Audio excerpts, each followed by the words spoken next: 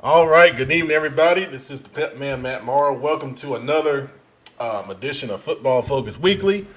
We've got another big week set up with another big show coming up here just now. And let me just kind of share with you what we got going tonight. So let me drop my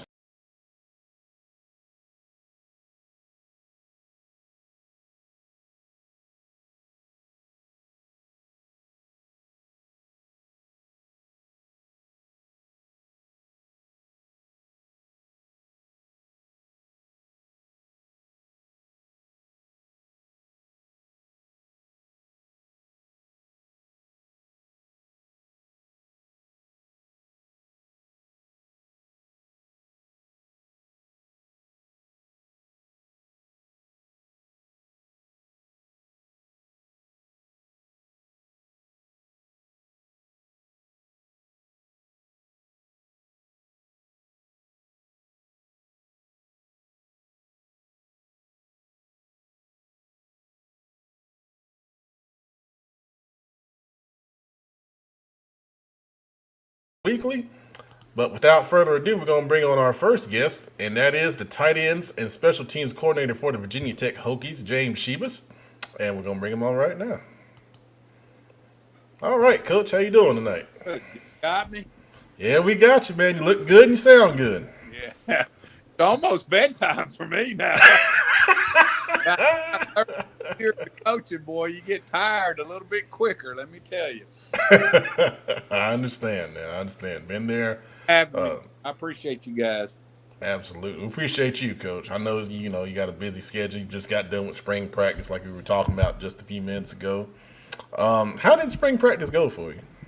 Oh, it's good. I mean, there's always good and bad. I mean, number one, you get excited about some position groups and some areas on your team, and then there's you can always see where you got to get a little bit stronger. Mm-hmm. Most people around the country, are going to struggle with the depth and getting that second group, maybe in that third group, closer to that one group. I think what really makes you a good, solid teams because you're going to go through obstacles and injuries throughout the year, and that's what springs forward to get them young ones and less experienced ones a little bit better, but. We're excited about our team. I felt like our chemistry and all that grew some, and I know that's what we're all looking for as coaches. It ain't gonna be always. A lot of times it is about just the best players. It's gonna be how good that team works together too. A lot also. So we're excited. I'm good. I'm looking forward to a break too. So Absolutely, man. That's good stuff. So we're talking about, you're talking about your depth, is always a concern. Recruiting, of course, goes a big way in improving that depth on your team. Can you kind of share some tips about the type of player that you're looking for to become a Virginia Tech Hokie, in your opinion? yeah, and Virginia Tech's a really unique place. I mean, obviously there's a profile that everybody in the country's looking for. I mean, you're going to have ability and athleticism, size, and it depends on what level you're looking at. And Mm-hmm. obviously we're at the elite level, and so it starts there. And obviously you got to make sure the school works right, and they're ready to go to college. And I think it's important too, not just that they can qualify, Mm-hmm. but they're really genuinely motivated about getting a degree and an education, because then you got to go take care of schoolwork. It gets a little bit tougher when you go to college, and Virginia Tech's a very highly regarded institution too, and strong in academics. So you got to make sure they can survive too. It ain't just that they can qualify, but and the third thing too is just the person. I think that's the most important thing. And are they a great teammate? Do they have leadership skills? What's their work ethic like? How passionate are they about being great and being a good football player? Some guys are just passionate about recruiting are, and how many offers they have. But, how good do you really want to be, So that person part's really important to us because, Virginia Tech just don't go out making a living on getting 5-star guys. We've won for many years, making 3-star and 4-star guys into 5-star guys and the development of them guys. And so their character and all that and how willing they're ready to work, we've been known as a, kind of a blue collar school, and that's what we've survived on. And so that personality trait's important too to us. Absolutely, Coach. That's good stuff, man. We were kind of talking earlier, mentioned that you're about to hit the road for the first time in over a year, doing some actual recruiting, with, things starting to open up a little bit. What are some recruiting tips that you can share, for our high school players that watch this show to kind of, help guide them and get seen by coaches such as yourself on the recruiting trail? Oh, yeah. Well, number one, let me tell you, the tape don't lie. When that tape's flashed on, I mean, that's really the first attraction, to all of it. And it ain't, everybody, we try to do a good job, not just watching that highlight tape, but it's, trying to, all right, we like this guy. Now let's get to the whole game. How hard does that guy play? How does he compete? How enthusiastic is he about playing football? Trying to get a feel for that. And then obviously, I mean, it's crazy. Like we always tell our players every day, you're building a resume every day of your life. What does the trainer say? What's your academic advisor say about you? Obviously, what your coaches and teammates think about you. All that stuff is so important, just how you live your life and what type of person you are. So, and then obviously, just like I said earlier, you got to take care of that schoolwork and have all that ready. And don't get so wrapped up in recruiting. Let's get wrapped up in being the best player and person that we can possibly be. And then I believe it's all going to take care of itself, So, it's hard. Recruiting so crazy with what's going on with our social media and everything. Oh, yeah. What's on Twitter every day. People fall in love with that more than they do with, going out and getting better. So that's the most important thing. Amen to that, Coach. I love that last part right there. I fall in love with posting all the offers and, we get tagged in them and, we retweet them, but, you got the last word right there. Focus on being the best you that you can be. I love that. Well, we all like hearing about ourselves, don't we? I mean, we all do. It's going to be about what you do and what you go work for that really gets the job done most of the time. Absolutely, man. Coach, I'm going to throw one at you that we didn't talk about, but I feel like this would be something that's interesting. You got a funny Frank Beamer story that you could share with us? Well, I wasn't here when Coach Beamer, Oh, okay. Okay. The next step. And I don't know. I've heard a lot of stories. It'd be hard to, talk about one when I really hadn't, I see him almost every day. Oh, wow. Okay. Yeah, he gets his dog and he takes a walk around campus and nice. Talk about true Virginia Tech, I mean, you talk about a person that built a place and did so much for a college as a whole. I mean, just with our enrollment over the years increasing and growing, and has done so much with what he's done and what he's done with the football program. And I just tell you this much, anybody's been around him and known him, you can see why he's done that, man. He's an unbelievable person, man. So, but he's deeply passionate about this place, and we're thankful with the transition we had coming in. Been here 5 years from now, how awesome he's been with that, and absolutely. So it's been awesome. He's just a great, great person, and anybody that's met him will tell you the same. Good stuff, man. All right, we're going to bring on a guy that you may be familiar with, and that's Mr. Kenneth Mcclamrock, and I know he's got a couple questions for you, Coach. And let me get him on the screen right here. Coach. What's up, buddy? How are you? Good. Man, I appreciate you coming on the show, taking a part of your night out.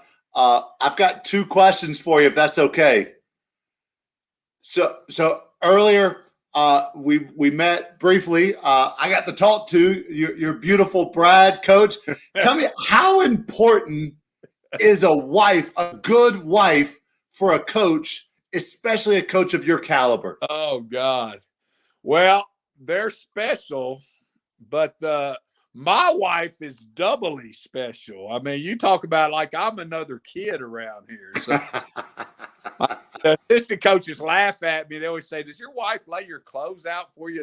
But she basically does about everything, and we're gone a lot, high school coaches, college coaches, and it's tough. We invest so much of our lives and time into our players and treat them like our sons, and that you got to be careful that you don't leave out your home, your wife, and your own kids. And boy, they're special people, man. They got to sacrifice, and it's great when they love it too, and are strongly involved in it, which my family is and my wife is. So. That's awesome. Coach, one more question I've got to ask you. It's a bucket list item for me. I was always hoping I could bring a kid up to Blacksburg for a game. Coach, I want you to tell me, what's it like on a Saturday night? The stadium is rocking. The fans are going nuts. You guys start making that long walk and you get into the tunnel. And I mean, the tunnel has to be shaking. I mean, you got to feel vibrations from the students and the fans going nuts, and you touch the stone, and then all of a sudden the guitar and the drums kick in.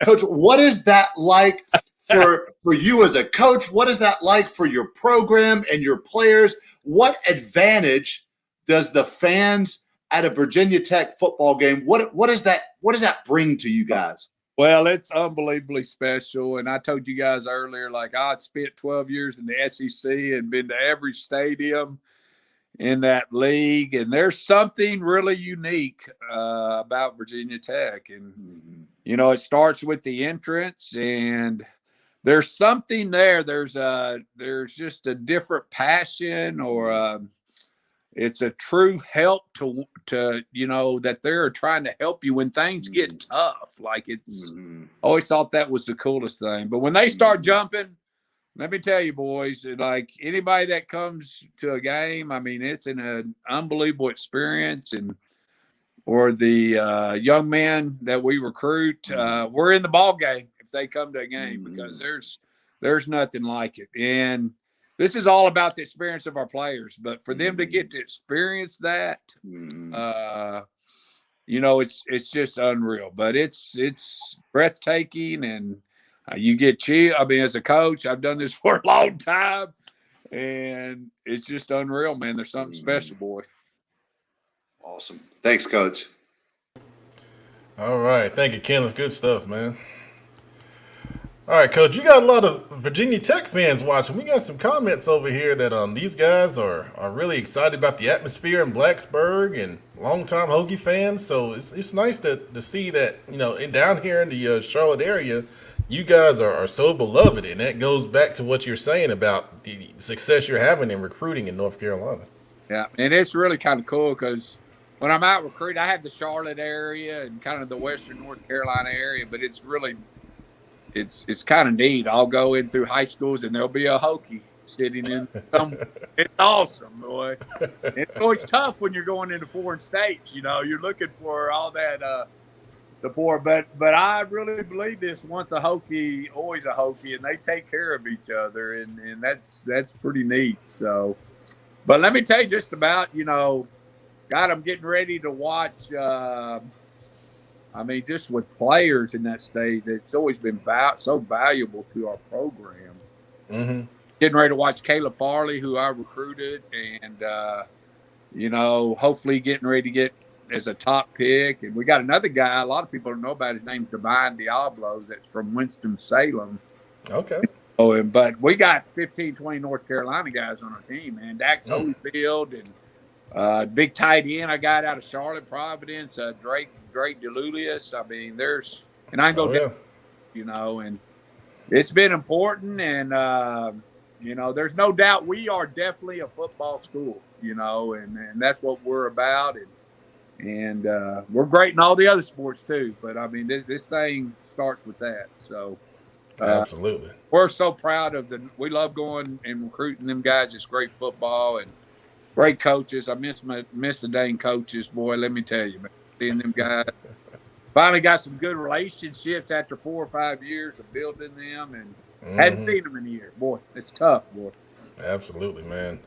Well, let me ask you this question, Coach. You're responsible for the tight ends, and you're also responsible for the special teams, obviously, as a coordinator. In your opinion, first off, what makes a good tight end in your system? And then number two, what do you look for in those guys that make those infamous plays that Virginia Tech's known for on special teams? Yeah. Well, tight ends, I think one of the toughest positions to recruit because they're asked to do so much. These days everybody spreads out and you see all these great athletic dudes running around catching the ball, and you want that. Mm-hmm. But does that young man have toughness? Is he willing to get in there and mix it up and block a little bit? Because we got to do it all. Right. And our guys are outside, inside, hand in the ground. I mean, we're like a fullback, H-back sometimes. And they got to be smart, man. They got to know it all. And so that plays a big part of it too. But we've kind of built our tight end room up really good. And got another one, James Mitchell, that's getting ready to come out. We had a 3rd-round draft pick last year, Dalton Keene. And so we got some tight end U stuff going on. I got to throw that out there, being the coach. So we need more. My boys are getting older now. They're getting older. So, but special team wise, I was a little, coming in as a special team coach with all the unbelievable things Coach Beamer's done. I was stressed, boy. Let me tell you, because I've been pretty much in the middle part of the country coaching, and the one thing you heard about Virginia Tech is Beamer ball, man. And special teams, defense, and I was a little nerve-wracked, and I've been doing it for a while, but let me tell you what the advantage was. It's just it was already special, and just through the culture of our fans, and that kind of goes to our players, to understand the importance too. Most of it is just the willingness and understanding how important it is to the game, to get them. Everybody wants to be great on offense and defense, but what's your impact in the kicking game and special teams? And that was already here, and the culture was great. And we've kind of just tried to add to that. The great thing we do is we always try to honor Coach Beamer with his jersey number at Virginia Tech was number 25. So we put a different dude, usually a special team guy in that number every game, and we kind of publicize that out on Thursday, and it's a big deal for our team and our fans, so to keep that tradition going, which is very important. Man, that's awesome, Coach. I love that. Coach, to finish this up, I'm going to let you promote when you guys are having your camps, now that camps are open officially, with the NCAA announcement.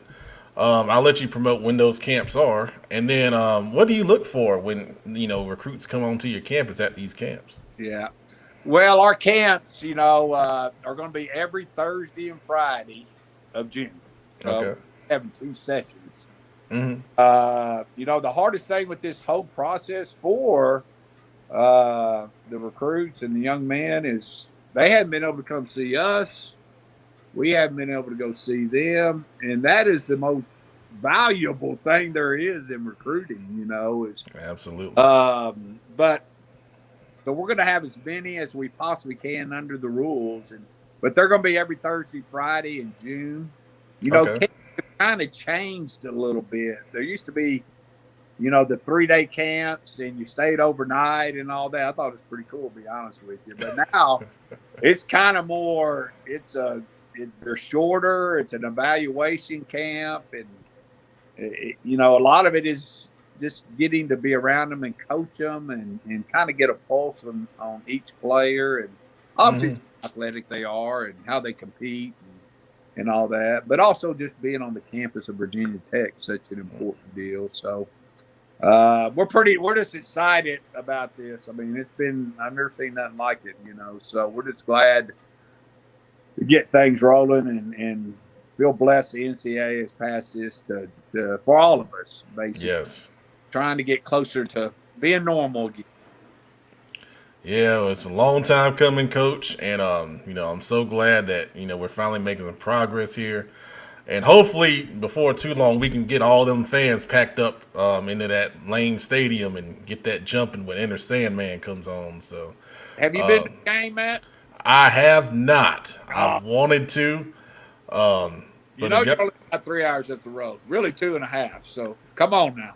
Hey, y'all invite me. Y'all give me a ticket. I'm going. Think I'll do it.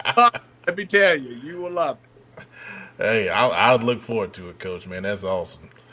But once again, thank you so much for coming on with us tonight. That was a lot of great stuff you shared, and we'll be glad to do it again with you sometime soon, Coach. Okay, I appreciate what you guys are doing, man. Absolutely. Thank you so much, brother. All right, now. All right, bud. All right, that was Coach James Shibest, tight ends and special teams coordinator for the Virginia Tech Hokies. Let's go ahead and bring on who we got here with us. And I see a couple of guys in the background. We just talked with Mr. Mcclamrock there. We got Westopedia. Hey. What's up? Doing all right? He's on mute. Uh-oh. I think it's the hat. The hat is interfering with his broadcast signal. I'm sorry. You know what? I had my phone on mute. My wife had emergency surgery last night or this morning, and she started feeling bad around noon. 8 o'clock, finally got her to the hospital. 1:30 at night, they found out that she had an appendicitis. 12 o'clock, she had the appendix removed, and 7 o'clock, I brought her home. Oh, wow. Within 23 hours, they diagnosed what was wrong, fixed it, and sent her home. We live in a great country. Special shout out to the UNC hospitals over at Hillsborough. Absolutely. Yeah, I wore my Yankees hat here today. Just been a Yankees fan since the 70s. God. What a terrible decision. Okay. All right, we got the producer here with us. Yo. What's up, man? What's up, Brandon? Another day in Mr. Rogers' neighborhood, man. All right. And then we got Mr. Tap In with us, who's talking to probably some chick over there. Yeah, I ain't bring you on yet. You ready now? You see what happened to Paul Pierce? God, I'm not going live with it. And then as he goes live. I know, right? And then we got someone else, but I don't think he's ready because he's got he anyway. When I see you, I'll bring you on the screen. You know who I'm talking to. Okay. Anyway, let's get it going. We got a lot of stuff to look at in the review, so let's get that on the screen.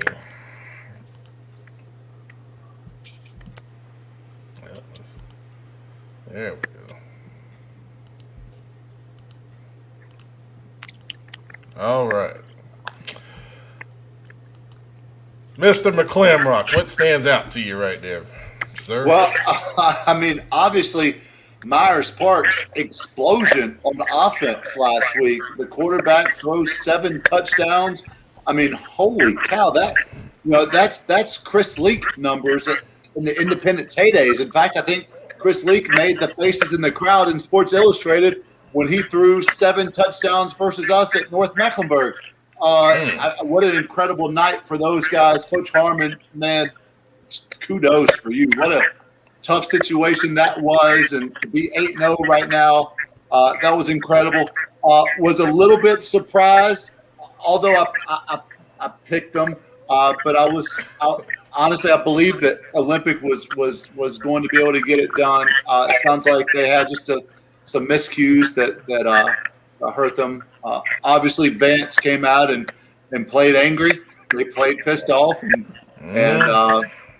they didn't look ahead. That's for sure. 45 points. I don't know. Hey, I'm gonna talk about that in a minute because me and Brandon were there, and they were down 28-16 in that game, third quarter.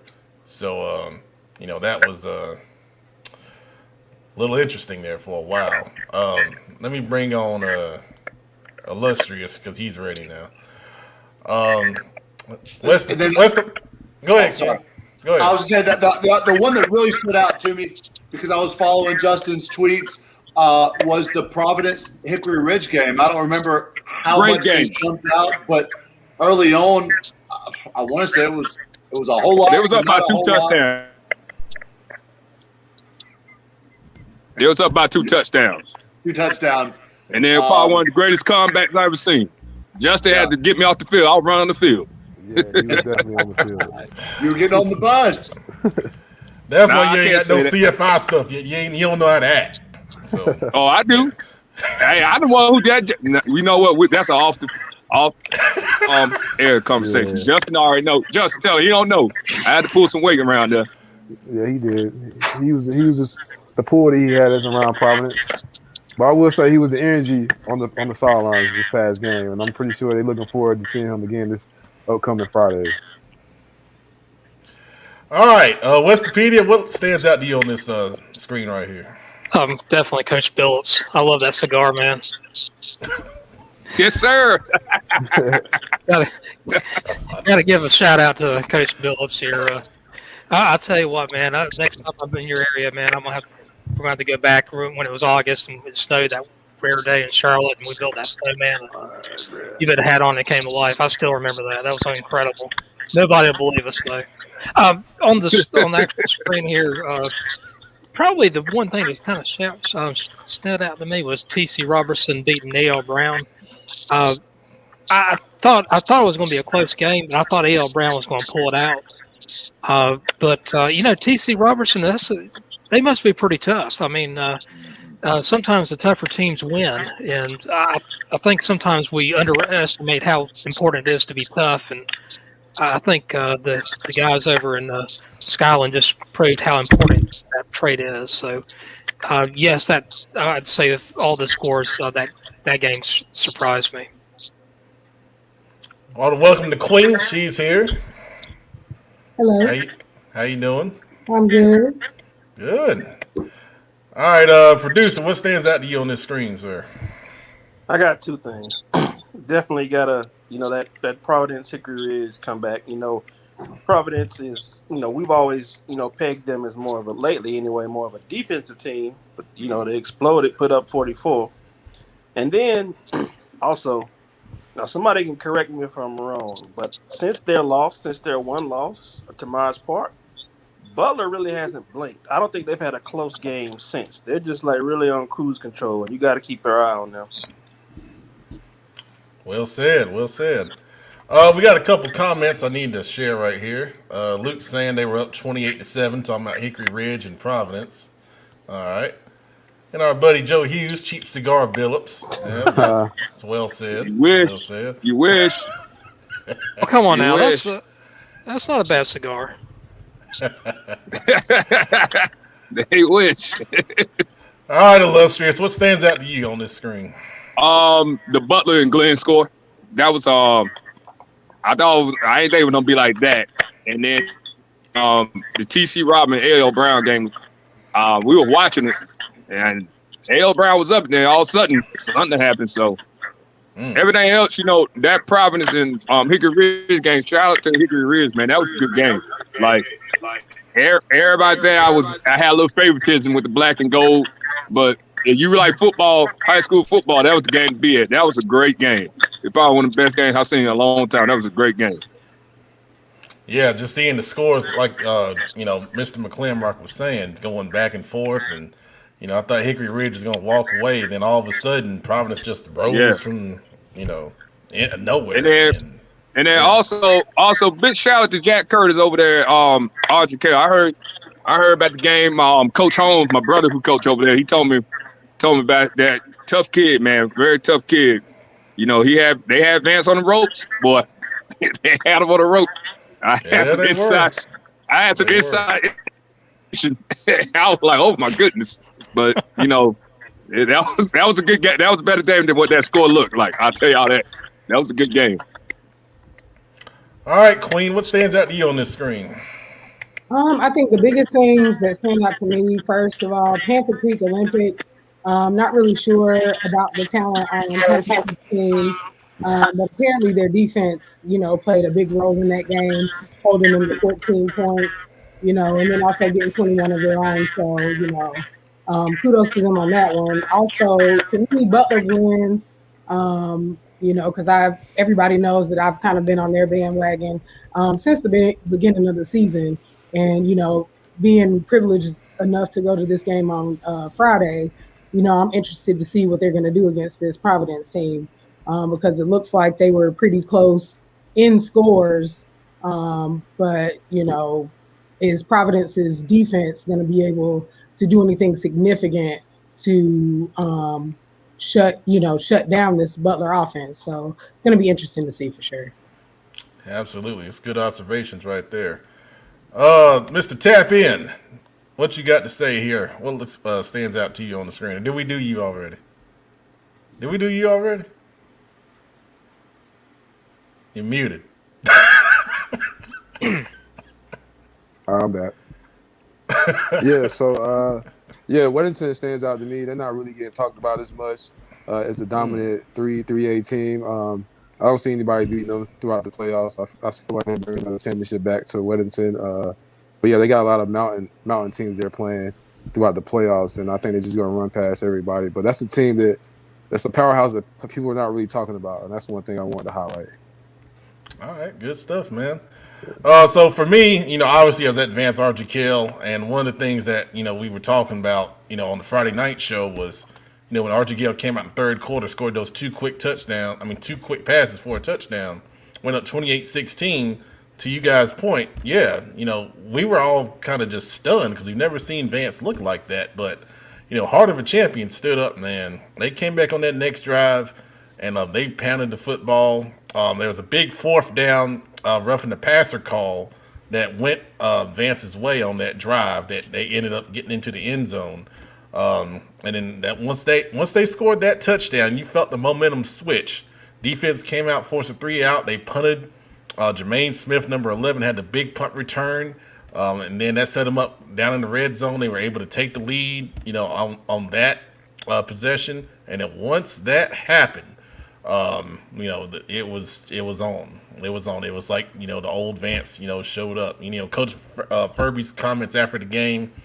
Talking about how they seem to start slow and they have to get kind of punched in the mouth sometimes before they get going. And to his point, he said that they can't do that against Hough. No. And we're gonna talk about that here in just a minute. All right, let's go to screen 2. All right, let's go back down the line.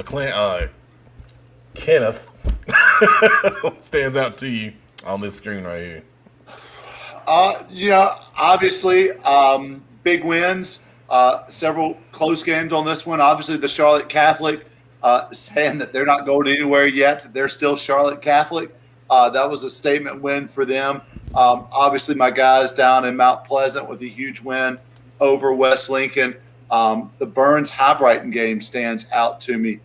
And then, obviously, we talked about it Friday night. Pine Lake, that is a good football team, and that's the football team that I wish that I would have known about 2 months ago, that I could have went and saw those guys play. It just sounds like they do a lot of really neat things. The kids play hard. The kids believe in what they're doing. So I'd say those 3 games stand out to me. All right, good stuff. Westopedia, what you got on this one? I wasn't surprised by Monroe beating Statesville. I thought that was going to happen. I actually thought it was going to be by a couple touchdowns. Maybe a little bit surprised it was by 26 points. I saw the Catholic Crest game, and Crest had Catholic on. I should say I saw the second half. Catholic was on the ropes against Crest in the first half. I think that game was all about the ability to make adjustments at halftime, and Catholic made those adjustments. They were. To me, they were kind of daring Crest to go up the middle, and Crest kept on going on the outs, on the going wide left or wide right, and that was a great game. If there was a big surprise on here, not really. None of it really surprised me. If there was going to be one, I would maybe be a little bit surprised that Burns held High Brighton but to 12 points. Okay. All right, that's fair. Producer, what stands out to you on this screen right here? I'm gonna go just Kings Mountain, just flexing their muscles, just 49-6, and that's not a bottom feeder they're blowing out. That's a good team, but I think that just shows you, how good they are. Well, not only on defense, that gets a lot of credit, but offense too. I mean, that's a good team they're blowing out like that. So they're cruising as well. Yeah, that's a good point. McClamrock's revenge did not happen, unfortunately. It did not. All right. I'm sorry. I had to say it. I'm sorry. Man. Illustrious, what stands out to you here? Oh, man, that hurt. That was self-pep.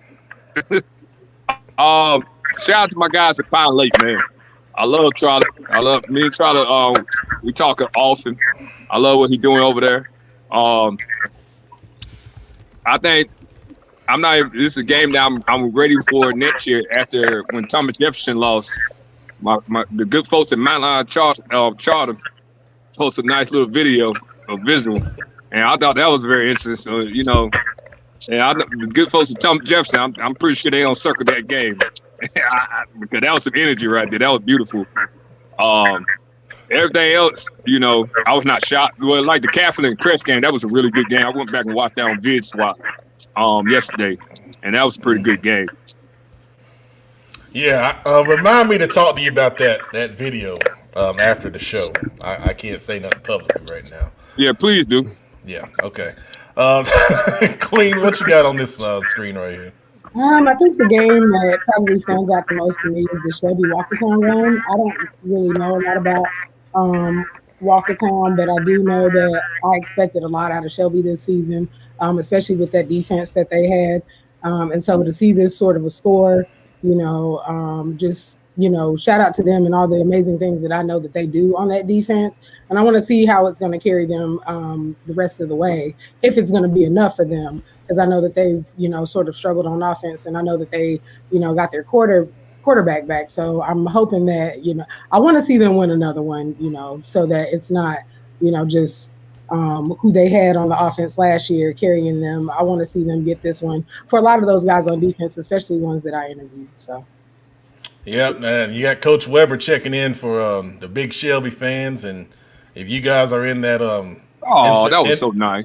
Infamous Facebook group, y'all Shelby fans can come on and check out the show because we will talk about the Golden Lions.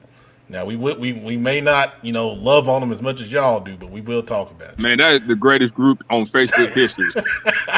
You don't get petty, you don't get some facts, but you don't get a lot of pettiness. Big shout out to Shelby. I love that Shelby Kings Mountain. That's a rivalry right there, boy. Oh yeah. That Shelby versus everybody. I love that. Absolutely. I'll tell you what, Cleveland County is probably one of the most underrated football counties in the state.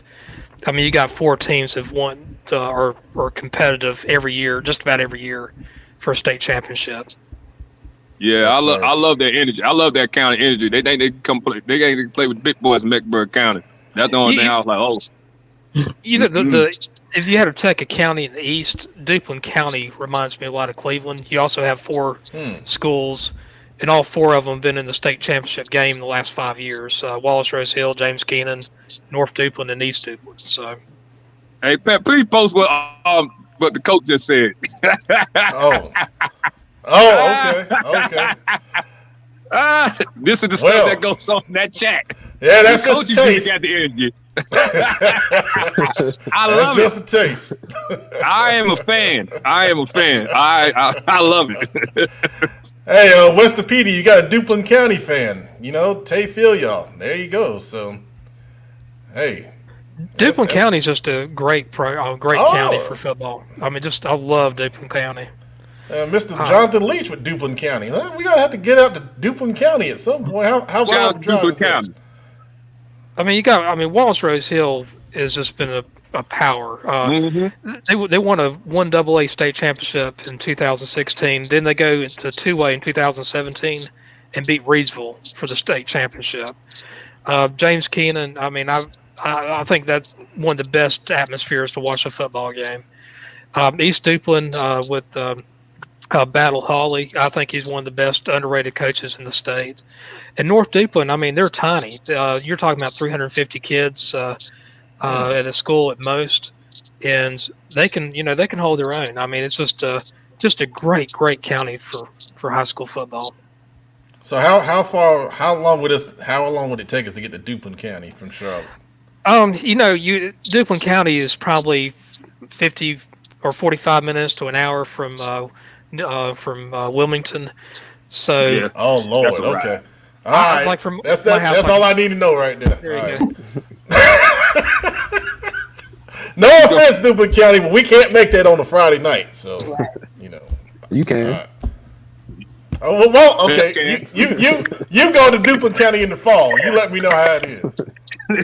You better get you a room. You better We watch what love you say you. down We there. love you, Duplin County, but it's just hard for us to get there, man. I'm sorry. All right, tap in. What stands out to you on this one? I'm gonna go to Kings Mountain. Zane Robinson game as well. Kings Mountain, like you said, Shelby's up on them 40-0 with the rival, and Kings Mountain's looking like the favorite to win their bracket this year. So, like I said, they haven't won in years. So we're gonna see how far they can take it. I like them. They're looking good so far. They're rolling on the offense. I like the defense. I like what they're doing, and that's my pick to win it in their bracket. So that stood out to me. Years. It's been years. That's it's been a while, man. Don't say years. It's been okay. a while. That sounds better. God. We ain't no play gloves on this show. Also, the Catholic Crest game, man, that was a good game too. I thought Crest would. Crest kind of fell off a little bit this year. You know, what I'm saying they was normally a powerhouse. They did fall off a little bit. You know, Crest normally rolling through. You try to get baptized. You try to get baptized and only on the sideline too, aren't you? Listen. Nah, they're not gonna find me. But listen, Charlotte Catholic is God.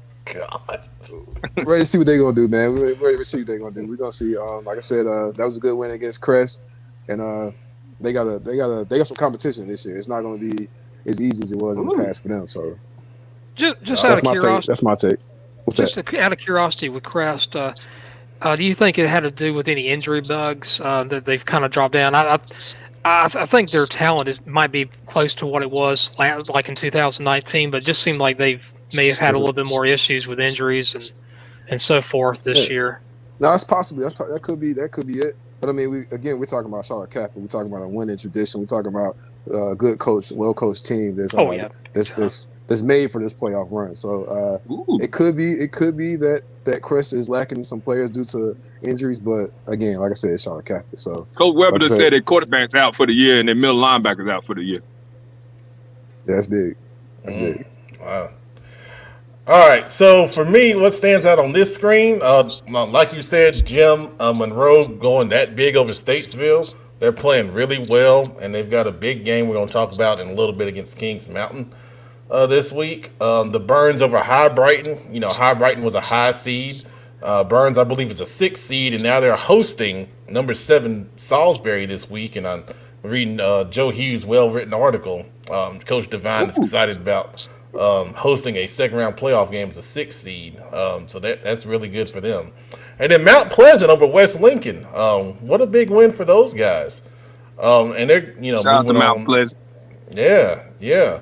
Also, I want to, share that we added a Mount Pleasant player to the Queen City Senior Bowl. Their running back, Dalton Miller.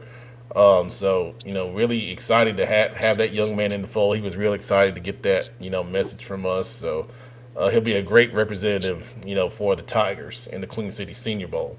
But I can't pass up a chance to talk about Pine Lake. Last week, as I was saying, the Mount Airy people were really confident on the forms and other places, and Pine Lake went out there, and Vic Garrido and those guys, pulled it out. Man, the receiver Jack Baldwin had a really big game, 235 yards receiving. Man, good gracious.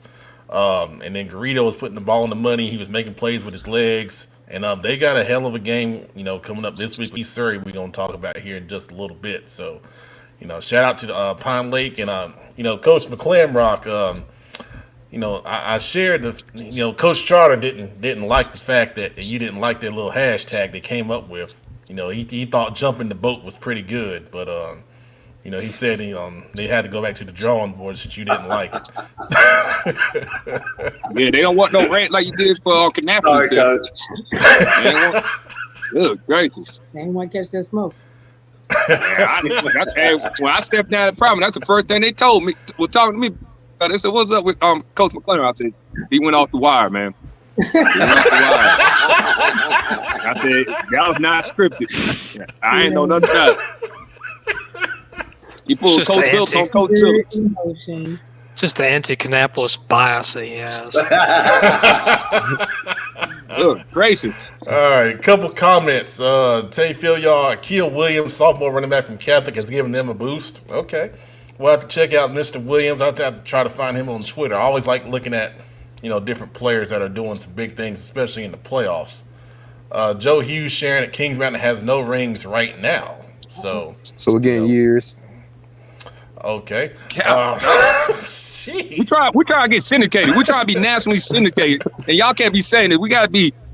It's kind of like the other guys, man. We gotta be. Now hold on, illustrious. Hold on. We got to hold off on that now. Hold off on that. We can't be dropping those things out there. All right. I just said we're trying. I'm on your side. I know.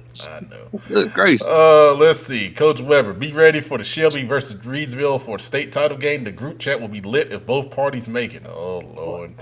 I can't wait for that. Oh Lord. Hey, invite him on the show. We'll have him. We'll make him post comments, and we'll just let him go for about 10 minutes. That'd be a good one right there.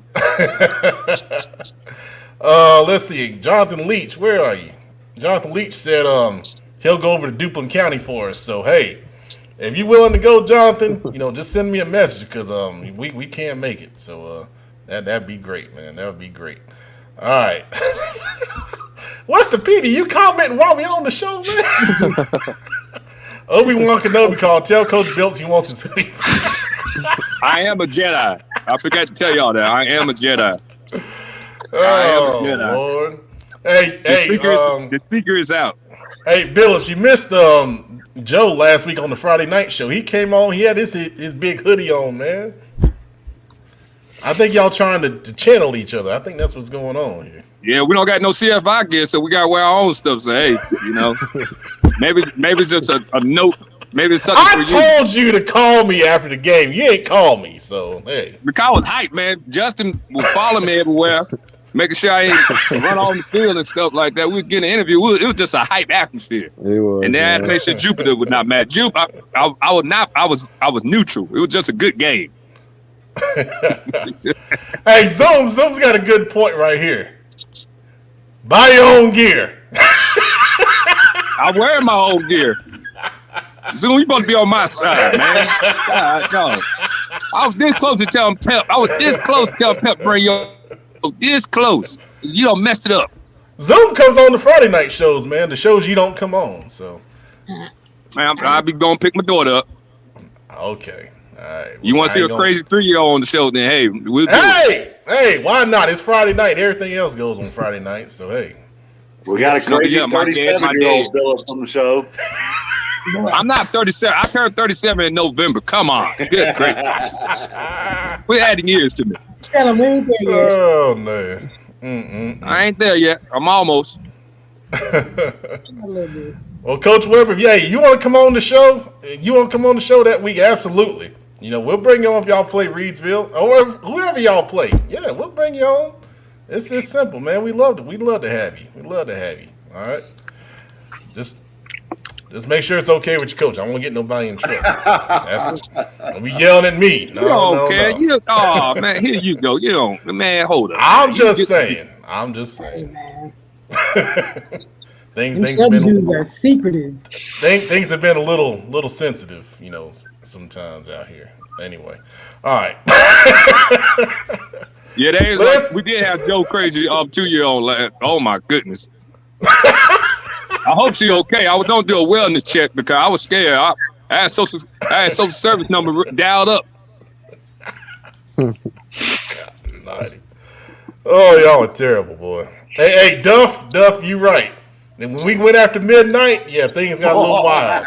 We got a little wild after we went after midnight. We had a long game last week. We didn't get on till quarter to midnight. So yeah, y'all just keep that in mind. Anyway, Vance at Hough, part 2. Analysis. We'll start with you, Mr. Mcclamrock. I'm always first.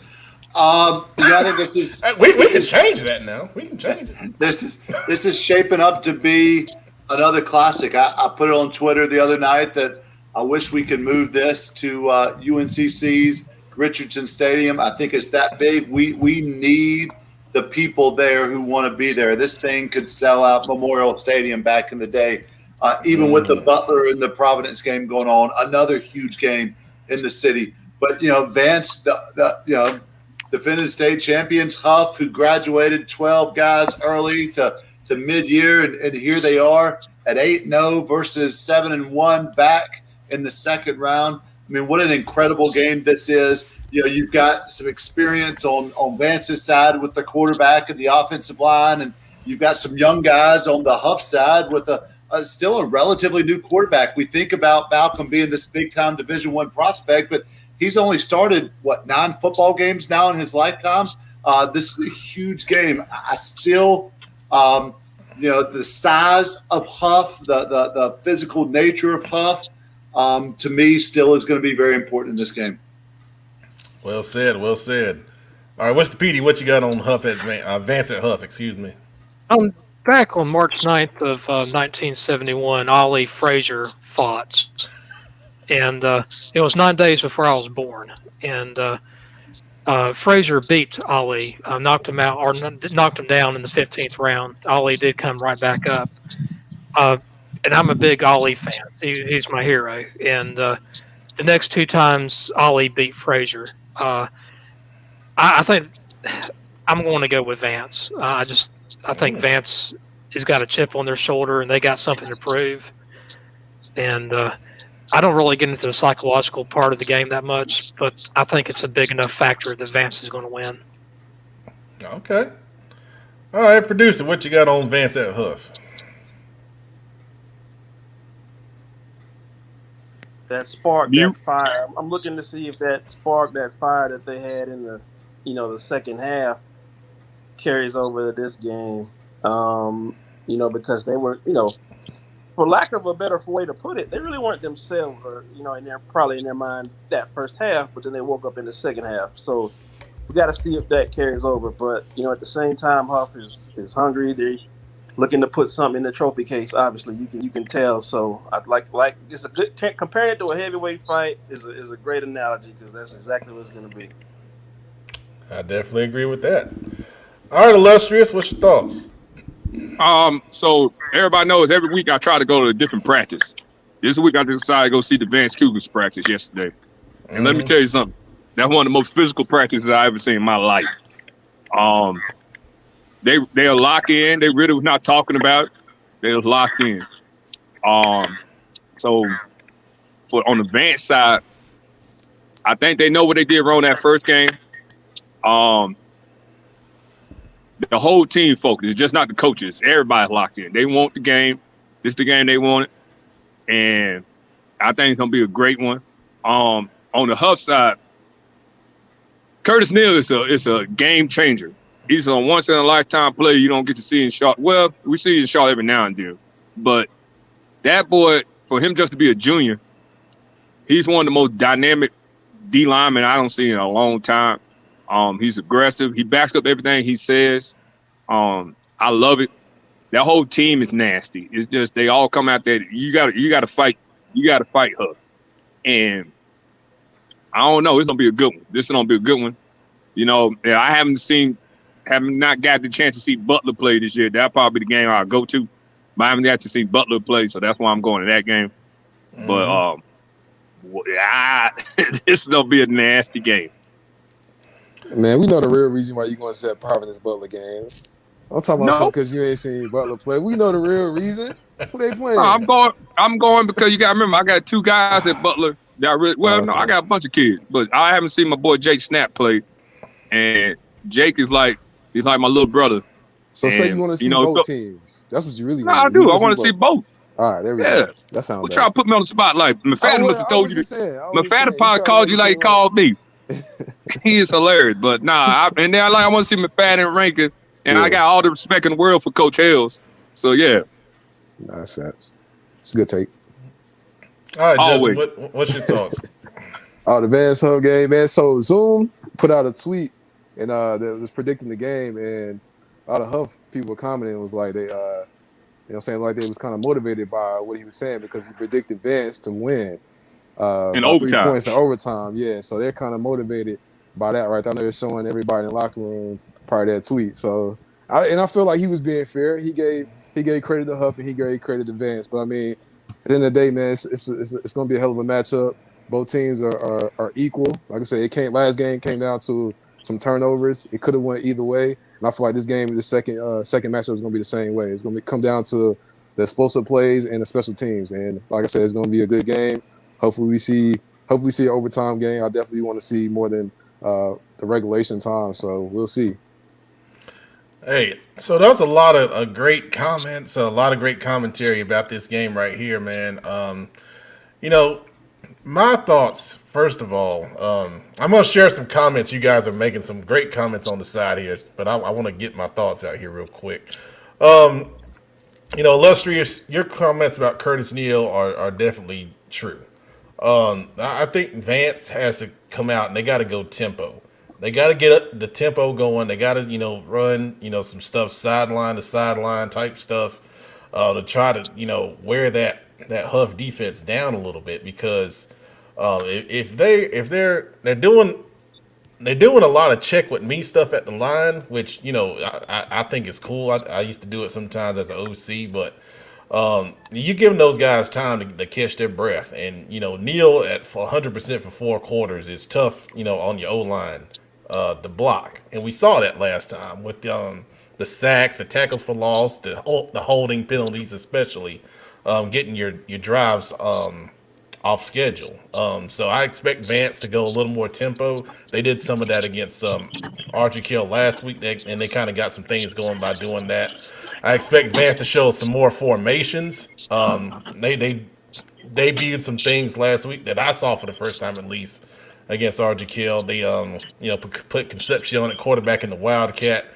They had some different formations with their receivers. They tried to get some alignments and some matchups that they liked. I expect to see some of those things from the Vance side of things. For Huff, the emotional part of the game, we talk about social media motivating and everything. And I get that. That kind of stuff kind of goes out the door after the first few plays, though. They got a pretty good football team they're facing. They got to worry about more so than what, Zoom might say on social media, just to be honest with you. But the thing for them is, you can't be complacent. I know it's the second round of playoffs. I know it's a huge game, but beating Vance the first time, you're going to be confident going in here. And one thing we talk about with kids is you never know what you're going to get from week to week.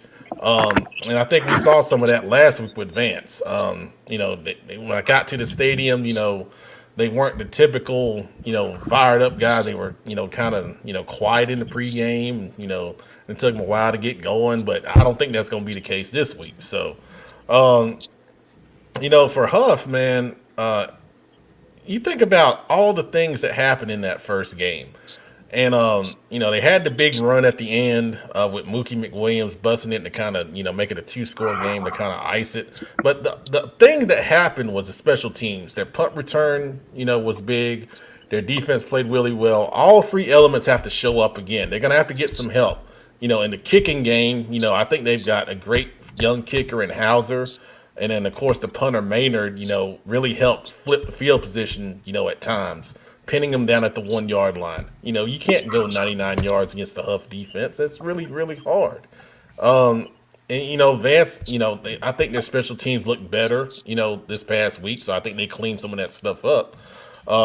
So they got to be consistent once again. They had the big punt return last week with Jermaine Smith. They got to get those contributions. I like their kicker.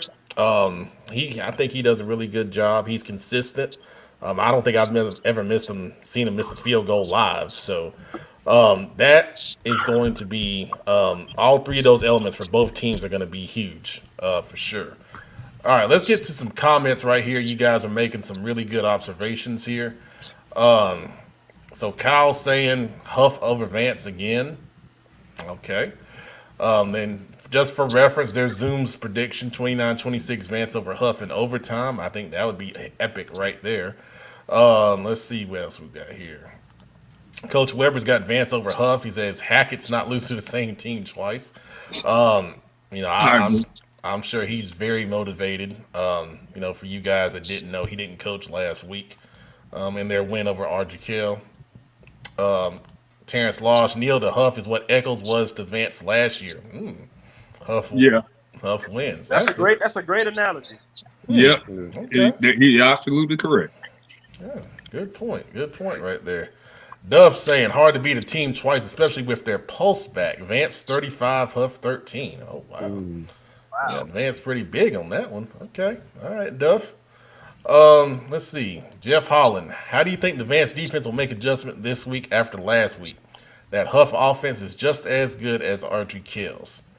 Well, I think the Vance defense did a pretty good job the first time around. When you start breaking that game down a little bit, I would expect a similar game plan. I mean, we all know, Vance is going to be who they are. They're going to bring pressure. They're going to, play one-on-one on the outside. They're going to try to stop you before you get started. Okay. Huff, when they had that success, they hit a gap, with that inside run. And Mookie busted that big run. They completed a couple passes on the outside against one-on-one coverage. And they're going to have to, do those same things again. They got to get Tad Hudson time to get the ball, to get Gibson. I think is their big play guy. Hoff does some good things in the passing game.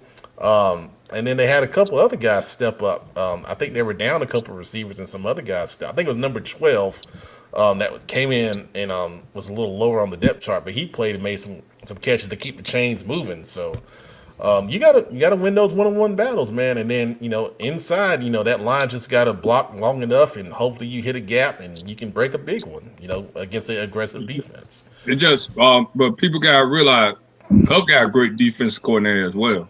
Chachi is one of the best in the state, and they also got I don't know the D-line coach now. I'll be forgetting his name. Coach Jabril. Jabril does a great job with them guys. The matchup is Huff D-line versus Vance offensive line.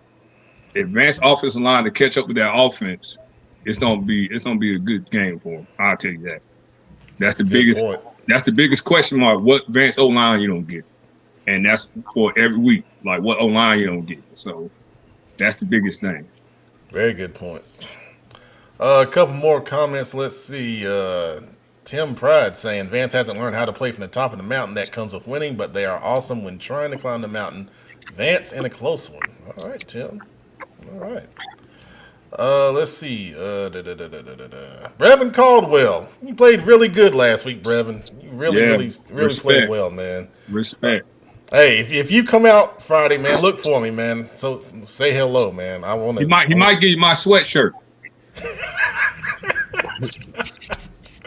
Yeah, okay. Anyway. All right. Rest of the games right here on the screen. Kenneth, what game right here stands out to you on this screen?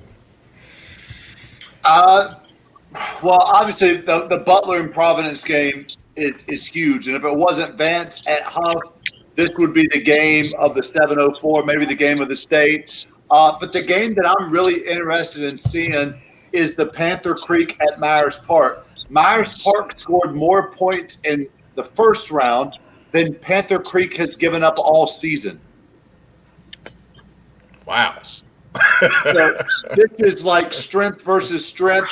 That being said, I don't think that Panther Creek has seen the size and athleticism as what Myers Park is going to bring to the table. I think that's going to be a huge game. All right, good deal, man. Westopedia. Rest of those games, what stands out to you?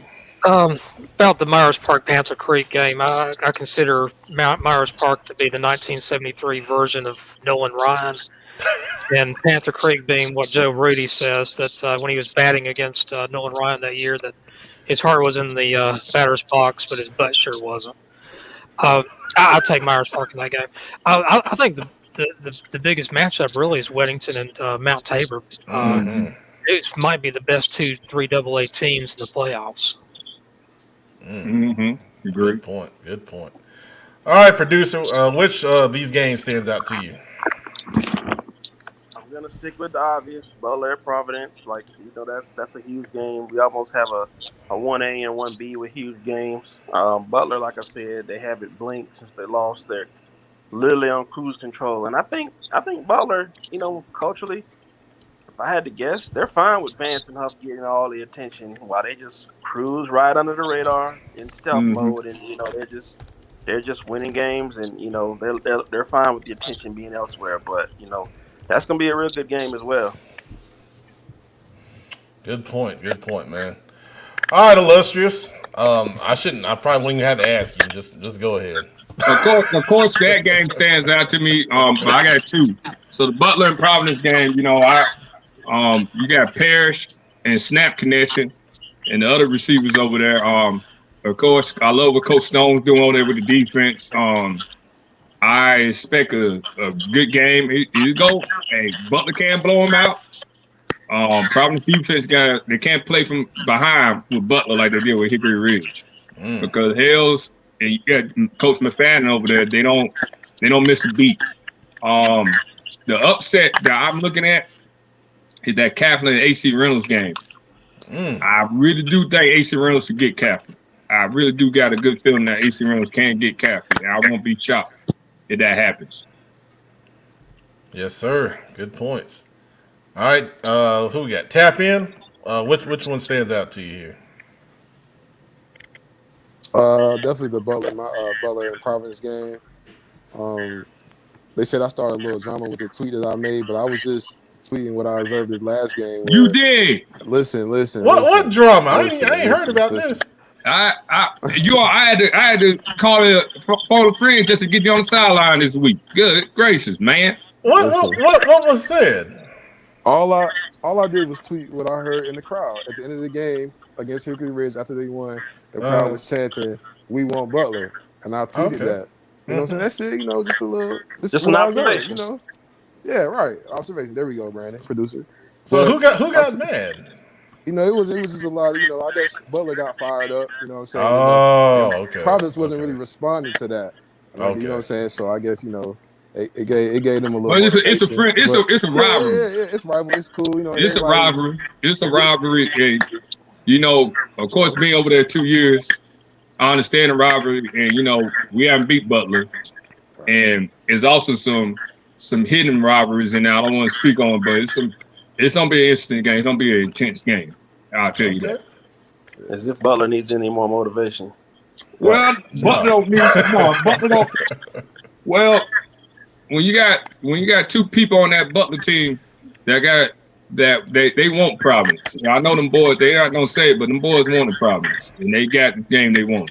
Well, you poke the bear sometimes. Bad things happen. Nah, this was not. There was some, like I said, some in-house stuff. They got some in-house stuff, but I think, Providence is handling it well, and the guys at Butler, they're doing what Butler do. When you the top dogs, you ran over a team for a couple of years.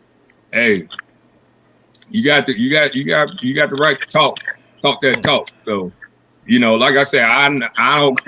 People predict Butler big. You should. I haven't got blown out by Butler. You know what I'm saying? I've been part of that when I was at Providence. So, hey, Providence, it's like little brother versus big brother. They gotta come ready to play. And I'm just not gonna cap them kids out. Them kids, they're fighters. But like I said, I wouldn't be shocked if Butler blew them out. I wouldn't. All right. Clean. What stands out to you on this screen? So, and obvious, like everyone's talking about Butler Providence. I'll be at that game on Friday night, and I'm looking forward to it. like I said before, I've been riding with Butler all season, so it's going to be interesting to see what they do up against this really good Providence team. But another game that stood out to me is Panther Creek at Myers Park. You know, these are two teams that I've been kind of interested in throughout the season anyway. I had the opportunity to watch Myers Park last week and wasn't able to make it. So, you know, just to see this outcome and to see how these teams play against each other, like I'm really looking forward to that one too. All right. Excellent. Good stuff. For me, you know, obviously Butler Providence, all the, you know, stuff going back and forth and, you know, the rival that's built in and old, you know, Southwestern Conference matchup, you know, that's of course exciting for all the South Charlotte, you know. I hope now the increase in CMS attendance, you know, is good. It's going to help a little bit. I think they increased it to 30%. You know, Providence has a pretty big stadium, so that's, you know, going to make a difference. And, you know, hopefully that atmosphere, you know, at the game. Weddington going to Mount Tabor, like Westopedia said, physical football. I like Catholic, honestly, over AC Reynolds. Just my, you know, feeling on that game. And then Myers Park and Panther Creek. You know, we saw Panther Creek, you know, barely get by Olympic last week. Panther Creek, we know, is a really, really heavy passing team. Myers Park with a strong D line. I expect Jimmy Simpson, Pot Roast Tinsley. Who's my other guy? Oh, good gracious, Andrew Bookman. I expect those guys to bring some pressure, you know, and if they can get there with the 3 or 4 D lineman sets that they have, it's going to be tough on Panther Creek. Now, I think Myers Park, we interviewed Lucas with his 7 touchdown performance, and I mean, it really looked like 7-on-7, man. I mean, the Myers Park O-line, shout out to them. They gave Lucas all the time in the world to throw the football, and they were just carving up Northwest Guilford. I mean, it was a clinic, man. So if that O-line is able to give Lucas time, they got the receivers on the outside, you know, led by Man Thornton, to make some plays, you know, against the Panther Creek secondary. So, you know, I'm excited to see, you know, who stands out in that matchup right there. All right, some comments. We got a lot of comments to share here. Let's see. Zoom saying, don't steal Brandon Billups' hoodie. If you do come back on the show to show it off. Talking about Brevin Call. I'm not gonna give it to Brevin. All right, I'm gonna give it to Coach at some point. Keyword some point. I'm not lying. I know you're not. But that's why I love you. You good with me. Justin, I'm going to order more hoodies. I put the comment out there. I'm ordering more hoodies, all right? So everyone's going to get a hoodie. So right? I want everybody to hear that. Everybody take note of it. I am going to order more. Because you've been saying it for 2 months. So well, you know, good things come to those who wait. So there you go. Yeah, and if you can't wait, you can always order yourself one. Thank you, Zoom. Appreciate it. God, no. Thank you, Joe. Joe, I got one coming for you too, man. By the time y'all get them, it's gonna be June. I don't know why y'all should be just wanting like a polo shirt, man. Why you want a hoodie? Polo, want a hoodie. It's hoodie season all the time. And man, come on now. It's hoodie season all the time. What was that, Queen? I said, and some of us have both. I know. Was that a flex? Yeah, it was a flex. I'm gonna have to make a call. She don't bet the game. She don't get baptized. Don't worry about it. Jeff Hall, excited for the Catholic Reynolds game. We already seen one Charlotte team win up there. Yep. Audrey Kell's dominance over AC Reynolds, that kind of gives me confidence to go with Charlotte Catholic in that game, honestly. Let's see what else we got here. Corey Hunter. Butler's playing solid team ball. They play for each other. Their win against Glenn, I saw those highlights by Zay Flicks, who's doing a great job with those highlights. That was some good stuff, man. That was a big time team win right there. Let's see. Metzger, Parrish. What's up, man? That's my guy right there. Yeah. Thanks for watching, man. Parrish was on the Parrish is on the Friday Night Live show last week too. Big time. Providence, man. That's a good kid, man. I really love that guy. He's a fighter. He don't come out there and fight. Yes, sir. I love that kid. Good kid. Polo Joe. We don't need any. He is Polo Joe. You name it, he got all of them. That might be a new name, Joe. That might be a new name.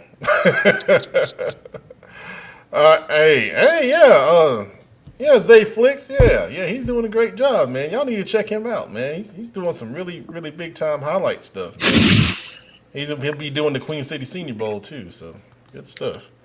All right, Jeff Holland also saying the winner of Butler Providence should win that small 4A easily. Ooh, the world is not gonna like that one.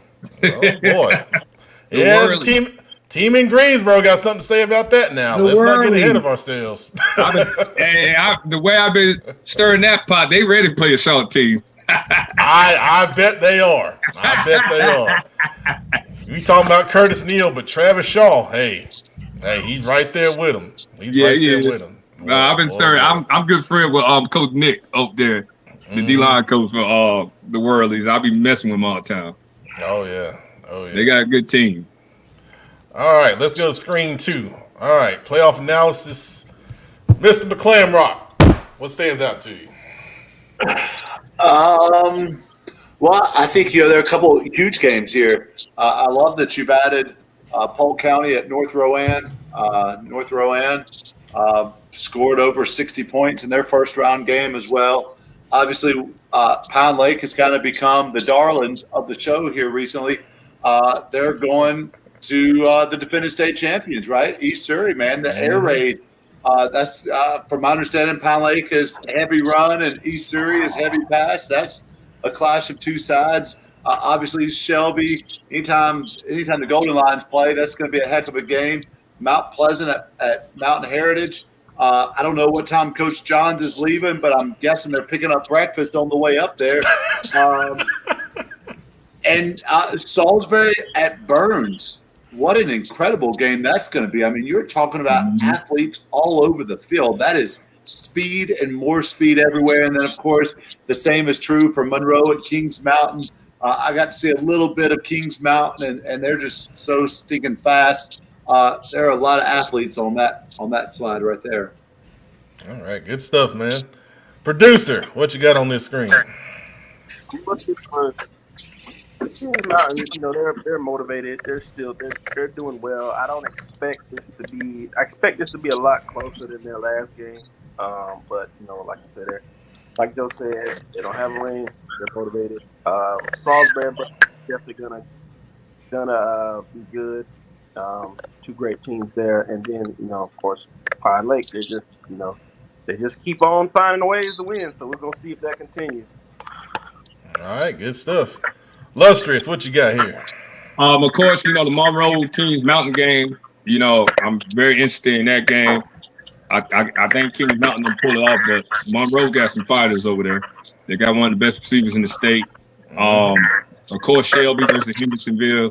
I love how Shelby talk. They talk a lot, but they back it up. So I respect that. Y'all know Coach Bill. Coach Bill's like that. Coach Bill like a little play on words. I like that. And of course, Pine Lake versus the air raid. A lot of respect for East Surrey and their head coach.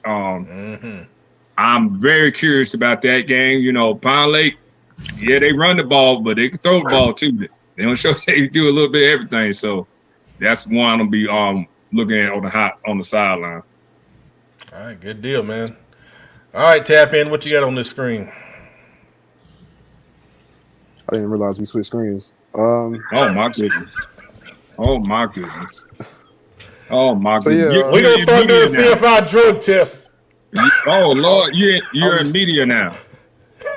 You're a media head now. You gotta pay attention. Oh my goodness. I was watching from the other screen. I'm looking at two different screens right now. Don't hide the money.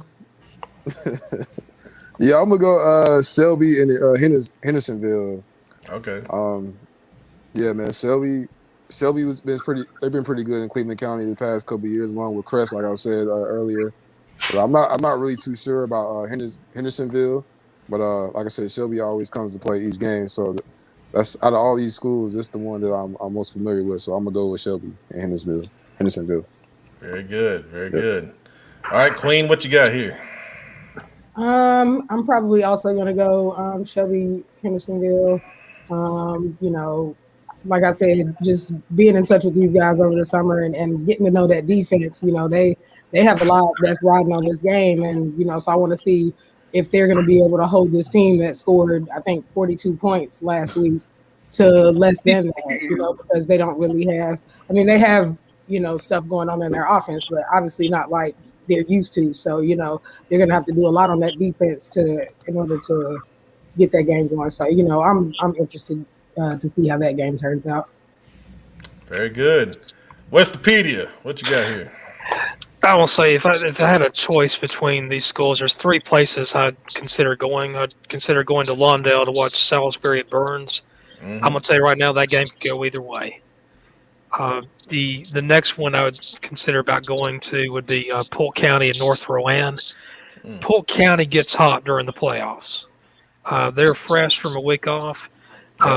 Going over to East Spencer, they're going to give North Rowan a good game, and that game could really, really go either way. And the last one, going over to Burnsville to watch Mount Pleasant play Mountain Heritage. You got 2 really strong, stout 2A teams. Are they a great program? They're pretty darn good. I don't know if you can call them great, but those 2 teams are pretty evenly matched. The rest of them, I'd take Kings Mountain, Hendersonville, and East Surrey. Okay, good deal. Now, where you said Mountain Heritage was where now? That's over in the town of Burnsville, over in Yancey County. Yancey County. I can honestly say I've never been to Yancey County. Boy, And you got the house more than you been to Yancey County? I don't dabble there. He got I ain't even gonna ask no questions. Why you dabbling in Yancey County? So Dabble. Shout out to Yancey County. Yes, any Yancey County fans or watchers, feel free. We had Duplin earlier, so hey, Yancey, go ahead and post if you're watching. There's some really good games among these games you've listed here. I think 3 of them could be, within a touchdown easily. I definitely agree with you, man. For me, the game I'm really interested in is the Salisbury at Burns. A 7 going to a 6 in the second round. You don't see that very often. And to the point that was said earlier, a ton of athletes on the field. The kid Walker signed going to Georgia for Salisbury, and then the 2 guys, Starnes and Goodson for Burns, starring on the defensive side of football, Queen City Senior Bowl guys. So I expect them to make a big impact in that game. And then we got Polo Joe. What's up? And he got a polo on. No, he got what he got? Sweater. The sweater with the lounge hood, the lounge neck. It's too cold, man. I'm not gonna just wear a random polo out in this. He got the sweater with the lounge collar. What you talking That's what it is. The lounge counter. Hey man, I see you, man. You gotta be classy. That's the classy wear. I'm a classic man. Oh, okay. My fault. All right. There you go. My fault, Jadina. Yeah, I know what you got. I'm just glad that collar not drunk. That's that thing right there. That's a cold collar. That is a nice collar. Boy, I almost start calling you Collar Joe. You came in here with last time you had that there sharp 70s collar polo. I was like, oh, man. All right, Joe, you said you're going to Burns, right? Yeah, I will be there at Burns this week. Looking forward to that one because Burns is a different place, man, when it comes to atmosphere, and those people are eager for this game. I talked to Coach Devine earlier this week, and he's excited. Said the kids are on cloud 9, so they're really looking forward to this. Good stuff, man. Good stuff. All right, couple comments. Let's see about drug testing. Coach Weber said, drug test that man. We done won 6 out of the last 7 state championships. Oh, my goodness, Justin. Yeah. Come on, Justin. Well, y'all done let Adam Weber get a platform, man. That's my guy, man. I love him for that. He's always going to let his opinion be known. I love him for that. That's great for us. He's a favorite of mine. Now I like Coach Weber. I said a few years. I didn't give him the exact date. I just said a few years. I know Shelby was good. I know they went on the. You don't got to clarify yourself. Hey, my bad. You don't got to clarify. I'm not a numbers broker. Outside of that, You spoke on Shelby. They gonna talk, man. Yeah, I'll say, hey, you better learn. You need to join that group chat. You'll learn a lesson. Yeah, join that Facebook group. You need to join that group chat. All right, prediction time, guys. Here we go. all right. Coming down the line, rapid fire. Vance at Hough, producer. Vance. Illustrious. Vance. Clean. I think I'm going to take Hough on this one. That's why Vance don't like it, right there. I didn't go on this long, so I'm going to Westopedia. Muhammad Ali. Oh, I mean Vance. Polo Joe. Vance. Mr. McClamrock. Staying with Hough. Oh my goodness. Tap in.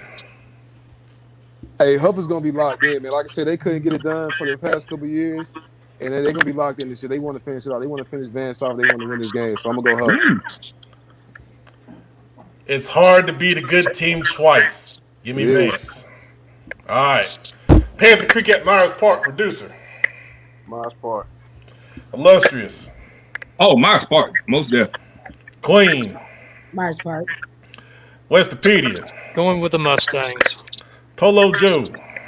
Myers Park big. Engine. I see a stampede. The Mustangs, baby. Tap in. Myers Park. Clean sweep Myers Park right here too. All right. Catholic at AC Reynolds, producer. Catholic. Illustrious. AC Reynolds. Clean. I'm going to take Charlotte Catholic on this one. Westopedia. Charlotte Catholic. Polo Joe. Funny things happen in the mountains. AC Reynolds. Engine. I always wanted to play a mountain team in the playoffs. I'm going with the Pope's boys. All right. Tap in. It's gonna be a close one. I'm gonna go Catholic. Give me Catholic as well. I think Archie Kell went up there and dominating was a good sign for Catholic. Just my opinion. All right. Mount Pleasant at Mountain Heritage, producer. Mount Pleasant. Illustrious. Mount Pleasant. Queen. Mount Pleasant. Westopedia. Mountain Heritage. Polo Joe. Hey, I said it just now. Funny things happen in the mountains. Mount All right, so I was the victim of it, so I know. In 2001, I know what he's talking about. Engine. One town, one team. Go Tigers. That's Mount Pleasant, right? Oh my goodness! Oh my goodness! Oh, I'm just kidding. I'm just kidding. Oh my goodness! What, Mount Pleasant just had a heart attack. Oh my goodness! Oh, tap in. Who you got? I'm gonna go Mount Heritage. Okay. I think it's gonna be a great game. You know, apparently some things get crazy in Burnsville, but I'm gonna take Mount Pleasant in the big road win in that game right there. So, all right, good deal, man. You guys watching? None of y'all had predictions. We had a couple. Okay, we had a couple. So Coach Reeves is going with Hough, but y'all ain't predicting, man. Parrish, hey, I was told not to put that game on the screen, so we ain't put it on the screen. We ain't put it on the screen. I can't reveal who told me, but I can't put it on the screen. So I said it. Chanel likes Vance. Miss Moulton likes Hough. All right. She does hurt because now I'm playing. Be careful. Be careful. All right, Coach Weber's got Vance, Myers Park, AC Reynolds, and Mount Pleasant. All right. Good deal. Good deal. Y'all do like Perry said, y'all can pick it. I'm not picking it. I got too many people on both sides. That's a tough game for me. It really is. A lot of teams on both sides mean a lot to me. Nah, that mean a lot to me. All right, so Billups, we're gonna excuse you. Do y'all want to do Butler Providence? Sure. Yeah, let's do All it. right. All right. Coach Billups is excused. All right. No, he's Butler- not. Oh no, I am. That's All right, family. It's family on both sides. Butler Providence. Here we go, producer. Butler. Queen. Butler. Boy, I tell you, boy, that's what Vance. Hey, I'm telling you, she'd never be allowed to go to Vance game. I'm telling you, I was over there. They already told me. Hey, look. I got Vance in my household, so I don't need Oh, Jesus. Oh, my goodness. Yes. I don't know what the problem is, Vance. God. I don't know what it is. I've been trying to talk to her. I don't know. I don't know. And she went to independent. That's what I don't get. I just don't understand. I like Butler. I don't understand. But hey, you know, go ahead. Go and get it. All right. Westopedia, Butler Providence. Butler. Polo Joe. Butler. Engine. Experience is the key. Butler Bulldogs. Good point. All right. Tap in. Man, Butler's still mad over that Myers Park loss, so I'm gonna go Butler. All right. Well, I'm gonna have to go with Butler as well. You know, I saw someone say if you got off the bus, stay off the bus. So they won't let me back on the Now bus. they did. Now they big on that. Now I'm telling you. But like I said, this is the family. This is a big family reunion for me. So I'm going to enjoy the game. You say you going Providence? What'd you say? No, nope. Hey, you keep on. You don't be allowing this. You don't be watching. You don't be taking the score from the stands. Listen, I'm gonna get Butler side anyway. Nah, he'll get it for me. Oh, that's good stuff. That's good stuff. All right. So our guest is ready. So I'm gonna put everybody in the background for just a couple minutes because we got a special guest to talk to. Let me take the screen down as well. I learn how to do. There we go. All right. So locally, we have a team that's in the playoffs. Not high school playoffs, but we talking about college football. And you know, we've been interviewing the college coaches, but we don't really talk to college players. Well, tonight we're going to talk to a college player who was a pretty good high school player as well. He's going to be a big part of the experience for these Davidson Wildcats. And I'm trying to get his name on the screen. That's why I'm kind of stretching this out. But we're excited to talk with a talented young man that you guys may be familiar with. And that is Storm Monroe. And we're going to bring him on right now. If I can work my screen right. There we go. All right, Storm, how we doing, sir? Good. How are you doing? Man, we're doing great, man. We're talking about some high school football playoffs that you might be familiar with from your days. No, I'm going to take my Huskies on that list. Well, I think we got a split opinion, man. But you know, I think it's gonna be a great game, you know, for sure. What's your feeling on this year's Hough team? While we got you, They're a talented group. You know, we got a future Wildcat playing there, playing defensive end. Looking forward to that. You know, we were hungry. Those young guys were hungry, and they've played well this year, and they deserve a shot. Absolutely, man. Absolutely. So talk to us about this experience with Davidson. You guys having a special season up there, and you know, you're making the playoffs. And who are you guys playing coming up? So we played Jacksonville State on Saturday down in Jacksonville, Alabama. Okay. They're a great team. Played more football than any FCS team this year. They went 9-2. Played Florida State in the fall. Mm-hmm. Really, really talented group of guys, but you know, we're gonna go down there. It's gonna be a battle. You know, and I would say our coaching staff, and the old guys around campus, they've been such a foundation for us this year. And you know, it wasn't all that long ago that, you know, Davidson only won 3 games. So to be conference champs, take the crown from San Diego, and do what we need to do has been a pretty incredible thing to watch this year, especially considering the circumstances. Absolutely, man. So what's been the key to success for you guys this season so far?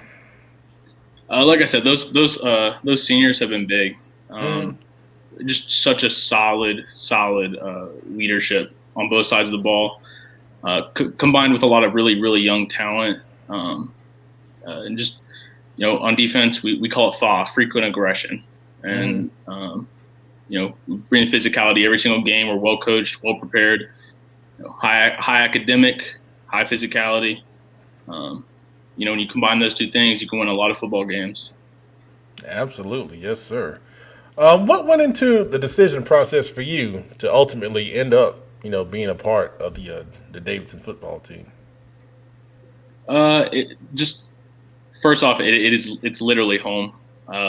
Didn't just feel like home; it is home, and the coaching staff is just doing such great things, and to kind of be around them and to see what we break everything down on we is kind of our motto, and to feel really a part of what we is different. It is 100% a family.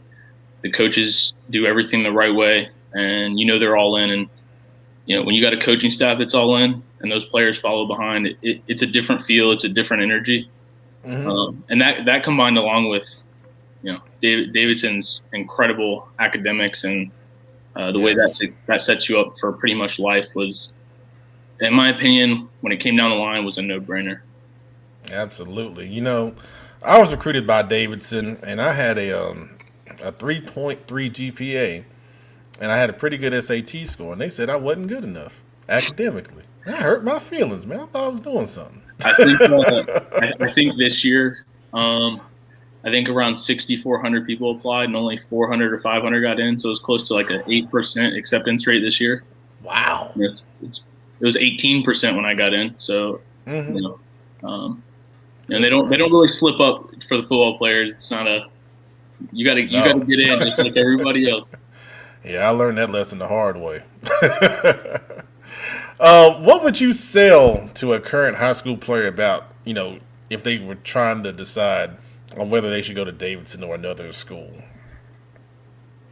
Every step of your path at Davidson, and granted, I'm only a freshman, but every step of the way is preparing you for life in the best possible way. It is the amount I've grown up in the last 8 months has been phenomenal.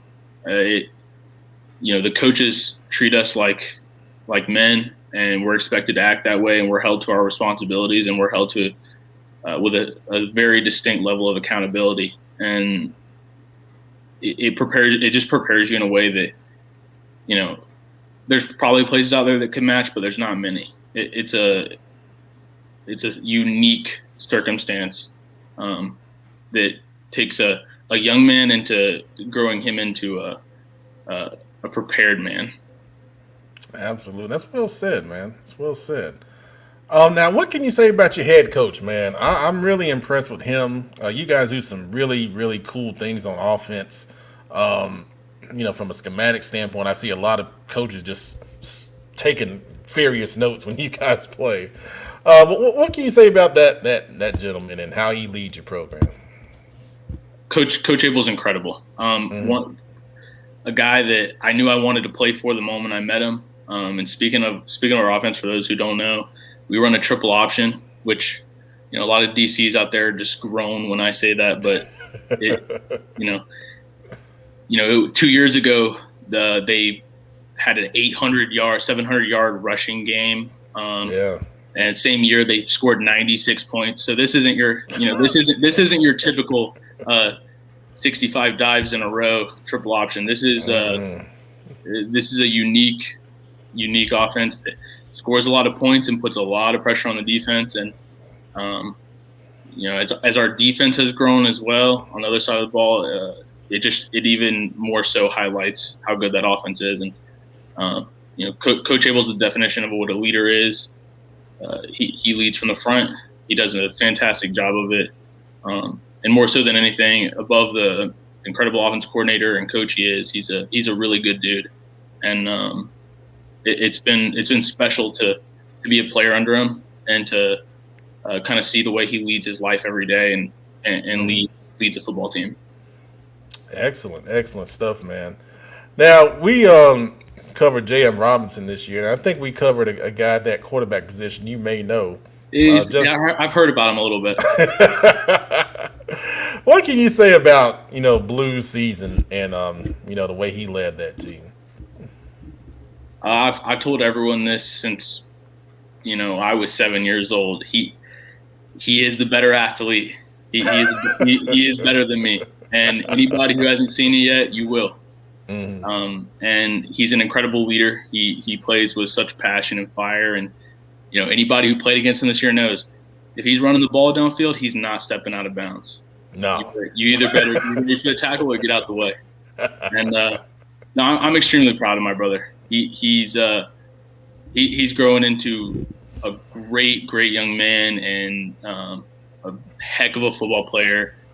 And any team that jumps on him, I would say a steal, but we don't know what's coming yet. We don't know what schools are coming, so we'll see. But he's going to be somewhere, and whoever gets him is going to have a heck of a ball player, and more so than anything, a heck of a leader.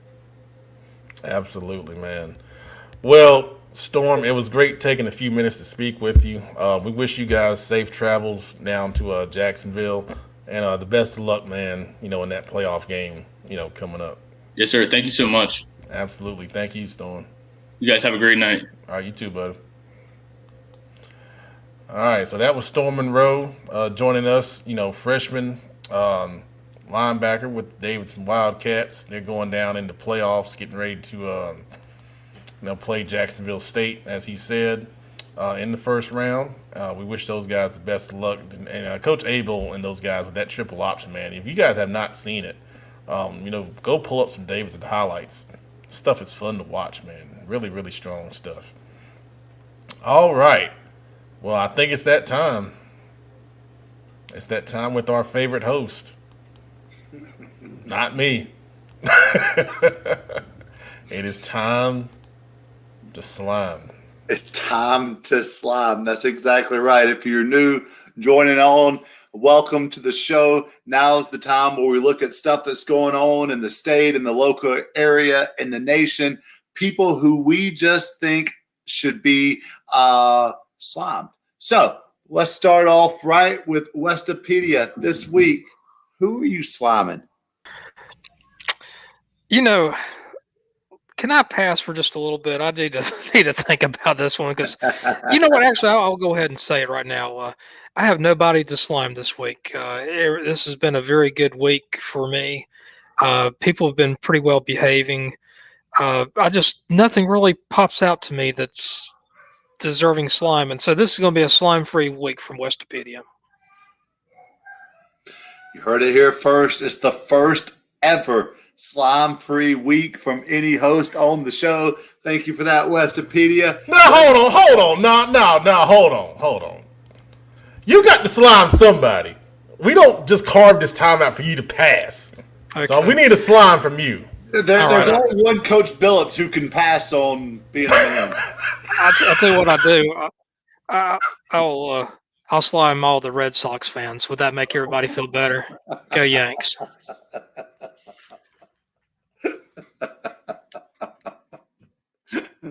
Deal. All right. Y'all know what time it is. It's time to tap in. Justin, who you sliming this week? Yeah, I'm going to slime. I've been having a couple of coaches contact me about different players, and they've been using the vid swap or video swap, however you say it, and it hasn't been very efficient on their end. So it's very difficult to use. So whoever decided to switch from huddle to vid swipe, they need to get slime because, first of all, the quality is in like 2 megapixel.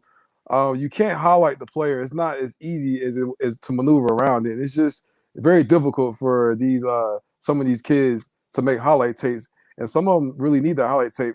Some of them are seniors; they really need that highlight tape to show college coaches. So definitely, you want to slime whoever is a creator of vid swap that's trying to take over huddle. You guys are not huddle. You need to fall back and learn from huddle, and then to come back again. And maybe you could re-release or whatever. But yeah, vid swap, get slime.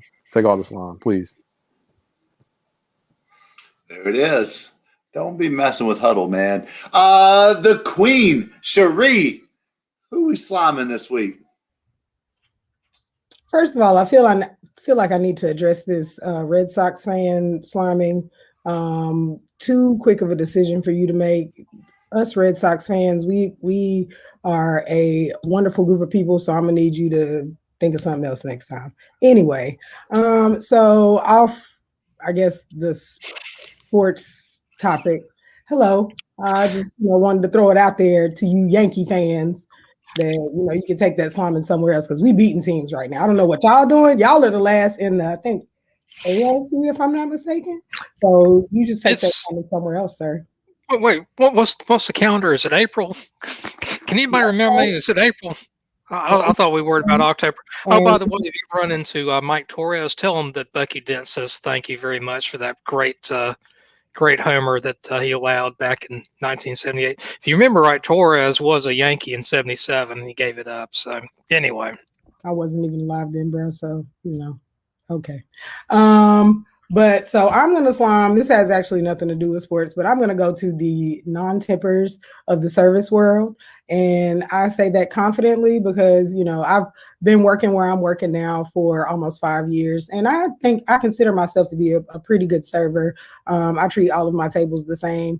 And for you guys to come in with your non-tips, it doesn't do anything for me. I cannot give Duke Energy nor any water system or whoever. I can't give them your $0 in tips. And, the fact that, that's what we live off of because servers in Charlotte, we get paid $2.13 an hour plus whatever tips we make.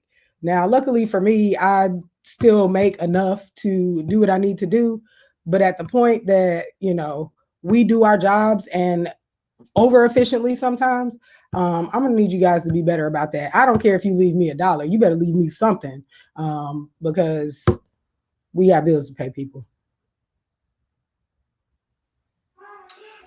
Sharia, what a great point you bring up. One of the people who annoy me the most are people who do not leave tips. I hate when I'm out with friends, and I'm not gonna lie, I'm nosy. I'll poke over and see what they're leaving as a tip. And if I see somebody leaving a $1 tip, God, I know a whole lot about that person. And there have been good friends of mine whose whole paradigm, the way that I viewed them, changed after I saw them leave a tip. Man, leave people tips. I leave tips now. For the past year, we pick up meal. I still leave a 15% tip at the takeout restaurant because I know how hard you guys work, and I know how limited business has been for you guys, especially people who depend on that as a main source of income, man, for sure. Slime on all of them sorry jokers, man. Real talk.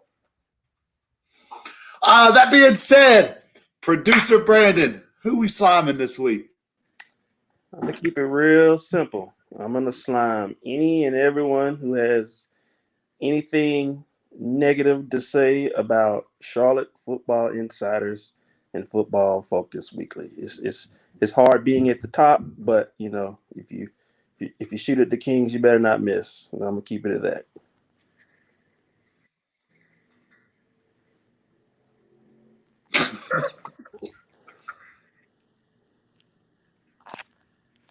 That's it. Why y'all pausing? Did we lose Pep? Where's Pep? Yeah, where is it? What in the world could anybody have to say about this show? This show was created for one purpose and one purpose only, and that's to get kids' highlights out there, to bring attention not only to the athletes in and around Charlotte, but young up-and-coming coaches. And don't think that we're just moved on to college because we're trying to move up the ladder or something silly like that. We've moved on to college because high school coaches are coaching right now. And we're not going to bug high school coaches like we did all fall and all winter when we had a head coach and a high school up-and-coming assistant coach every single week. So if somebody wants to talk junk about CFI, y'all go play in a ditch somewhere, man. Get the heck out of here. The view doesn't change from where you are because you are behind us. Bunch of stinking haters. Get out of here with that bull job. You know what? That's a perfect segue into Pep. Who you sliming this week? Man, what did I miss? Because I had to step away for a second. What was said, man? I'm wanting to bring Brandon back on. Hold on. Yeah. Now, what'd you say? Oh, no, I was done. I was just the transition didn't happen. I was like, I'm still on the screen. I was like, maybe he wants me to say more. What did you say? I missed it. Oh, who did I slime? Yeah.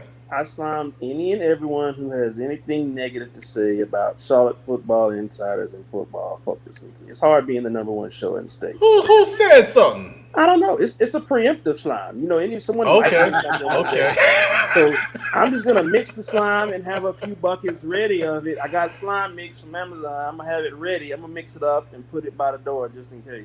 Yeah, I appreciate that. That's good stuff. All right, cool. Okay. I hope you're still watching, Duff, because you asked you make that post on Facebook. So this is my slime tonight, man. So if you're a male on Facebook, you are probably familiar with the fact that you get all of these pretty ladies sending you these random friend requests. And you get excited and think, oh my gosh, she is beautiful. Why does she want to be my friend? And then you go click on the profile, and it's, basically a solicitation for some adult's website that, you don't want to click on, especially if you're, getting this in the workplace. So I'm sliming whoever's behind all these damn fake, beautiful women profiles. You're just trying to get us to click on some crap that's probably going to mess up your computer and give you a virus. I mean, who's got time for that, man? You got to be one of the lowest people on the face of the earth to sit there and have a job as a fake female online personality profile person to sell adult websites. I mean, come on, man, get a real job. Get out of here with that mess. Slime you. Wasting our dang on time. Getting our boys up, hopes up like Duff, who may be watching and may not. We're trying to find something real out here. Not that I would click on it, but I'm just standing up for my boy, man, because I saw that post on Facebook the other day. That ain't right, man. Slime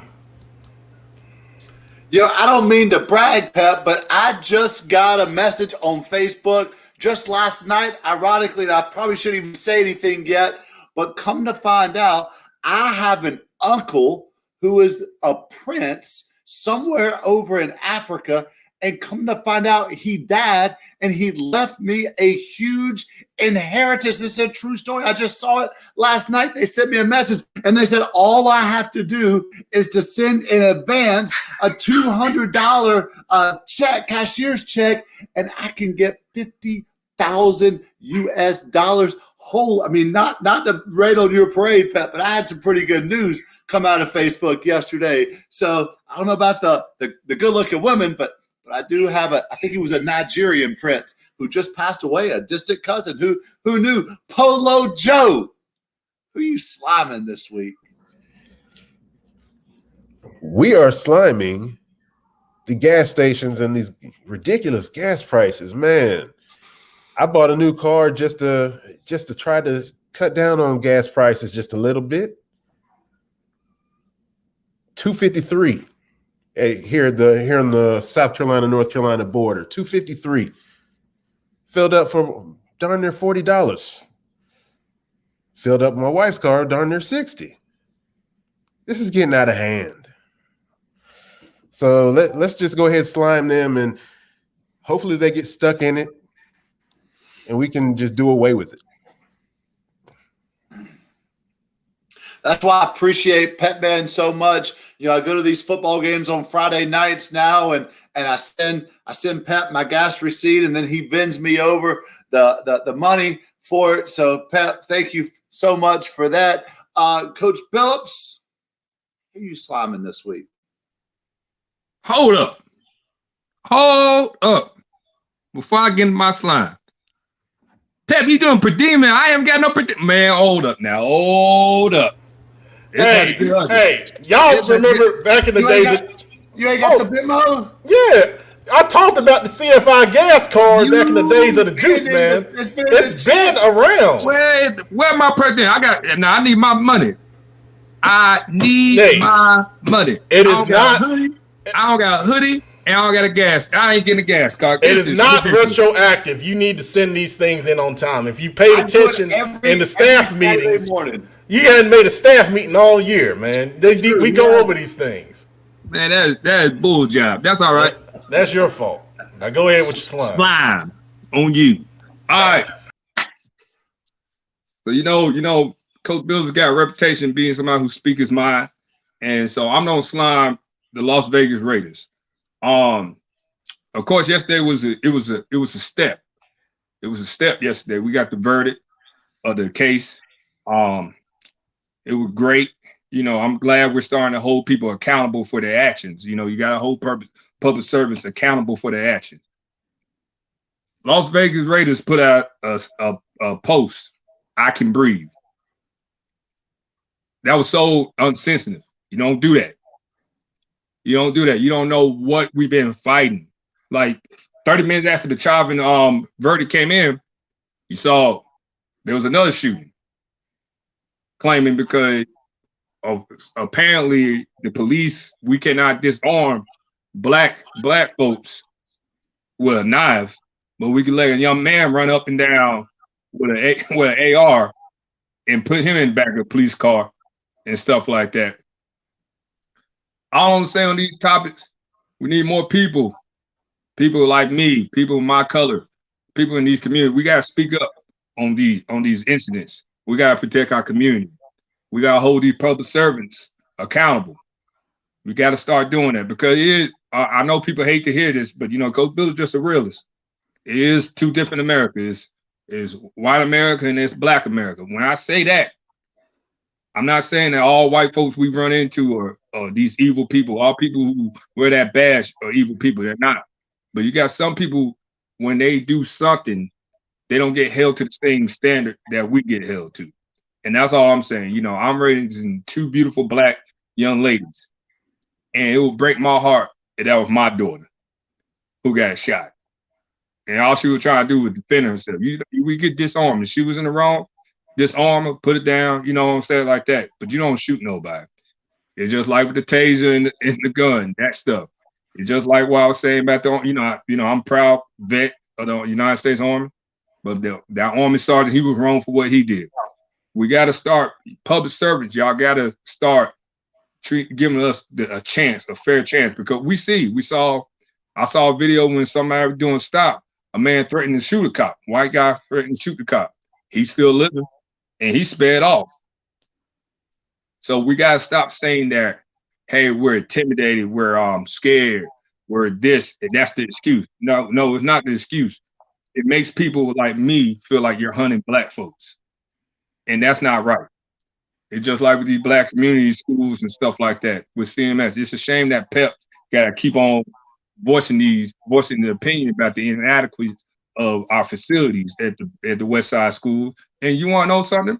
Is that there's some of the old schools. It's all the old schools in Charlotte. We're not getting equal treatment. So we need to make sure we're not focusing on the new schools. We need to make sure we're making sure this stuff is spread out. And whoever made that post for Las Vegas Raiders, I hope y'all take a cultural class and learn more about being, more sensitive, because that was not. You don't post stuff like that. So please, people, please stop. I know we all like to sit here and say, well, somebody need to do something. You are that somebody who to do something in your community. The communities need help. It don't make no sense for any all school athletes should have the same and fair chance. Everybody deserves outstanding high school experience. Yes, some of these admins, they're shaky, but that's an excuse. These are children. These are why we're seeing high transfer rates and stuff like that. We got to make sure it's fair and equal. Harding has a bright young lady over there, and she's one of my favorite people in the whole wide world. When she made that statement, she's over there because she's fighting for her and her teammates. That meant a lot to me, because we need more people with character like that. And it's not fair. Come on, CMS. Y'all better than this. It's the same stuff we were like when I was in school. Pep was in school. Cherie was in school. Justin was in school. When we're all products of CMS, and it's the same stuff that was going on back then. But we, as the people now, we're standing up. We're speaking for right and wrong. And that's all. Not like I said, all police officers are not wrong, are not bad guys. I'm friends with a lot of them. But accountability needs to be held, because you can't say, hey, when this black kid does it, he's a thug, but as a white kid do it, oh, he just acting out, he's just, he made a mistake. It's the same thing we have seen. We all have horror stories like that. So I'm just saying, guys, don't be afraid to go on any platform that you're on and speak your mind. I do it all the time. Yeah, I'm pretty well known for being outspoken, but it's because I have two beautiful daughters. I have a group of guys at West Charlotte, who Providence, Hopewell, everywhere, that look at me to be a voice of reason. And you got to have them conversations. You got to speak out, because if you only cheering for me on Friday nights and Thursday night, or you really hear from me. And that's all I'm going to say, man. Step up and use your platform, guys. I'm here for you on Wednesday night, Coach Billups. That's why I log in every single night. Hard to come after that. I'm going to slime some good old friends of ours. I've talked about them a couple times on the show, and it's these two knuckleheads who were on 610 WFNZ every single afternoon when I'm driving home. This fool today said that the number one position the Panthers need to draft for at number 8 is the wide receiver position. That if they can get the Chase kid, that's who they need to get. If they can get the little receiver who weighs $143 from Alabama, that's who they need to get. Are you kidding me? He said that they do not need to get an offensive lineman. What are you talking about, sir? Have you ever seen the Carolina Panthers play over the past 2 years? If you had, you would know their offensive line needs a whole lot of help. And it doesn't matter what kind of wide receivers we have. Heck, we just let Curtis Samuel go. It doesn't matter who we have at quarterback. It doesn't matter who we have at running back. If we don't have an offensive line to block for him and to protect for him, it doesn't even matter. I slime you, the knucklehead, on 610 WFNZ. Now that wasn't our buddy Stan the Man, was it? Or was it Nick Wilson? It was exactly who it was. Stan the freaking, I don't even know what he's talking about, man. Stan's a good dude, man. We did the Queen City Senior Bowl show, man. He did a good job. A great dude, but he was smoking something today. 420 was yesterday, guys. Well, he had some. We had a comment about that. Hold on. Where was that comment about 420? I gotta find that. They were talking about. Yeah, I think they were talking about you, Justin. When you were talking about Shelby. Hey, I told you, hey, Shelby, hey, they be on it. Yeah. Oh, here it is. No, that was Joe. Joe said that. Oh man, that's why he was. That's why he was smelling. That's why he ain't say nothing. That's why he was grinning. I'm going to find that gem. All right. Well, the back up what Billups said real quick. We did the Fox 46 story about Harding and the facilities, and I saw some other people talking about facilities that I would have loved to come on and talk about. Once again, I got, I didn't get asked, but anyway, the thing about it is, at the end of the day, we just want to plan. We understand that the money's not there right now, but give us a plan on what you want to do to try to fix these issues. If this was happening at other schools, like you said, Billups, there would have been a plan put together, a capital project put together, a bond put together. None of that. But look at all the schools who got updated like 2 years ago, and they all tore up. It's a shame that you saw that many schools with condemned tracks. Yeah, that don't sit well with me, because, like I said, it's a model we use in the military. Also deserve outstanding leadership. And that's why when I coach and anything I do, everybody deserves outstanding leadership. Everybody deserves outstanding and adequate facilities. So, yes, you can't knock a parent or kids who want to go to the other schools because they see they have more adequate facilities than what they get. Like, guys, if y'all go, and I want some of them CMS people to sit in some of these field houses. Like, some of these field houses, they should be condemned. But we had to make it work. So, that's statewide. But CMS, I'm just saying, I'm a proud of CMS. I'm very proud to be from Charlotte. I'm very proud to be made as CMS. But we need to do better. Like it don't make no sense that even when I was at West Charlotte, even right now, they still got lockers from when my mother and my grandmother was in school. Like the little small locker, you can't put no book in there. And like, so and you need to update these classrooms. You got old water fountains and stuff like that. Well, the thing about it, man, is just it's obvious inequity, and even some of their people have said it in the past. And all we want is communication. I mean, that's all we're asking for. You want communication, and you want actions. You can talk about, you can keep on bringing stuff to the table and stuff like that, but we need solutions. At this point, I'll settle for anything, because I mean, nothing. It just shows that you just don't care, and apathy is the worst thing that you can show.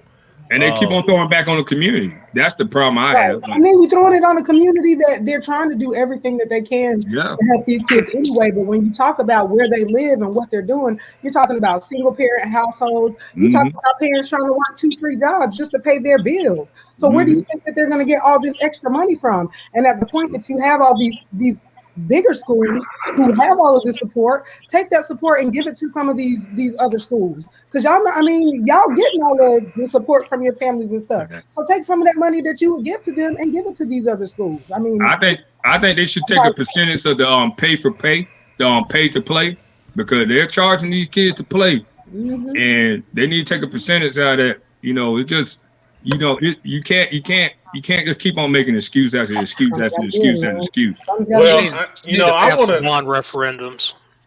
Well, yeah, I agree, and that's what we want to have a conversation about. But I want to shout out. We've gotten some generous donations from some very caring people. So I want to say thank you to all the people that have donated. If you don't know, we've started a stadium facility fund for Harding. And it's already over $1,000. I mean, shout out to some of you people in the community that are really caring about the situation that's going on. But y'all know $1,000 ain't enough. It's not enough. Like, y'all, we need more. Like, we need more. We need more from these school systems, especially the CMS system. Like, y'all have failed these kids in some ways, and it's really disappointing to watch. And it's on all levels too. It's just not high school sport. The middle schools deserve it. You got some middle schools. And you go to their gyms, they got the old school gym with the low ceilings. Like, come on. It I just want to know where the empathy is. We all a lot of people don't have kids. Like, you got these kids winning these championships on fields that y'all calling dirt fields and talking crap about them. Well, if you got so much to say about them, then help put in on it. Y'all need to put Michael Bear on staff or something, because the things he does for a lot of these grass fields in the good old Charlotte area is amazing. And it's a shame that he's doing with the kindness of his heart. He's not asking for no kudos, no attaboy. He just does because he wants to see it fair. He does it for high school and he does it for the middle schools. So, hey, I'm just saying, I have been at different, I don't work at a K through 8. I don't work at a middle school, and I work at a high school. And it's some difference, like even when I said Providence, they got some facility issues over there that need to be handled. Like, y'all need to fix these field drainage systems so they'll start tearing these tracks up. That's one of the major things. You can't say that it's on the school. No CMS, that's on CMS facilities to come out there and do what it needs to be done. Well, I'll tell you this, Miss Burlos. The other show, I listened to that segment. They talked about it. What we're planning to do is we're going to plan to do some stuff ourselves. There's some people that have knowledge of, the issues that are going on. They work in the areas that we need addressing. We're going to talk to some of our alumni, and we're going to work together in doing this stuff ourselves. Because, I mean, if the school system can't do it, we'll do it ourselves. And that's a shame. And I recommend that to every school, all the West Side schools, because they're not going to help us. Like, Vance won a state championship. And you go over there and see that practice field, and they film what they play on, you just shake your head. It ain't because they're not taking care of their stuff. They do the best they can. You know what I'm saying? So that's all I'm saying. You need to make sure equality is really big for me as a father. I want to make sure that I'm always fair to every person I run across. You know what I'm saying? Because I want somebody to treat my girls like that. because I coach people, kids, like I want somebody to coach my daughters. And I love them like I want somebody with love on my daughters. That's how I feel. That's my role as a coach, and that's my role as a human being. So, God, equality is big, and accountability. Yeah. So, on behalf of everyone else here on the panel, I am the Pet Man, Matt Morrow. Thank you for watching Football Focus Weekly. Too much stuff in that cup I was sipping out of. Oh, man. Friday Night Live. Stay tuned for that. Probably around 11. Bill's coming. 11:30. Me and Emery Claire, we'll be there. Oh, all right. Well, good. And we'll see you guys. And Joe and his collar. Get out to a good game Friday night. Go support these kids, man. Good night, everybody. Oh, wait a minute, Corey. Hold on. Hey, I got something coming on that in July. Just wait. Just wait and see. Oh, Lord. More word from me. Good night, everybody. Per diem.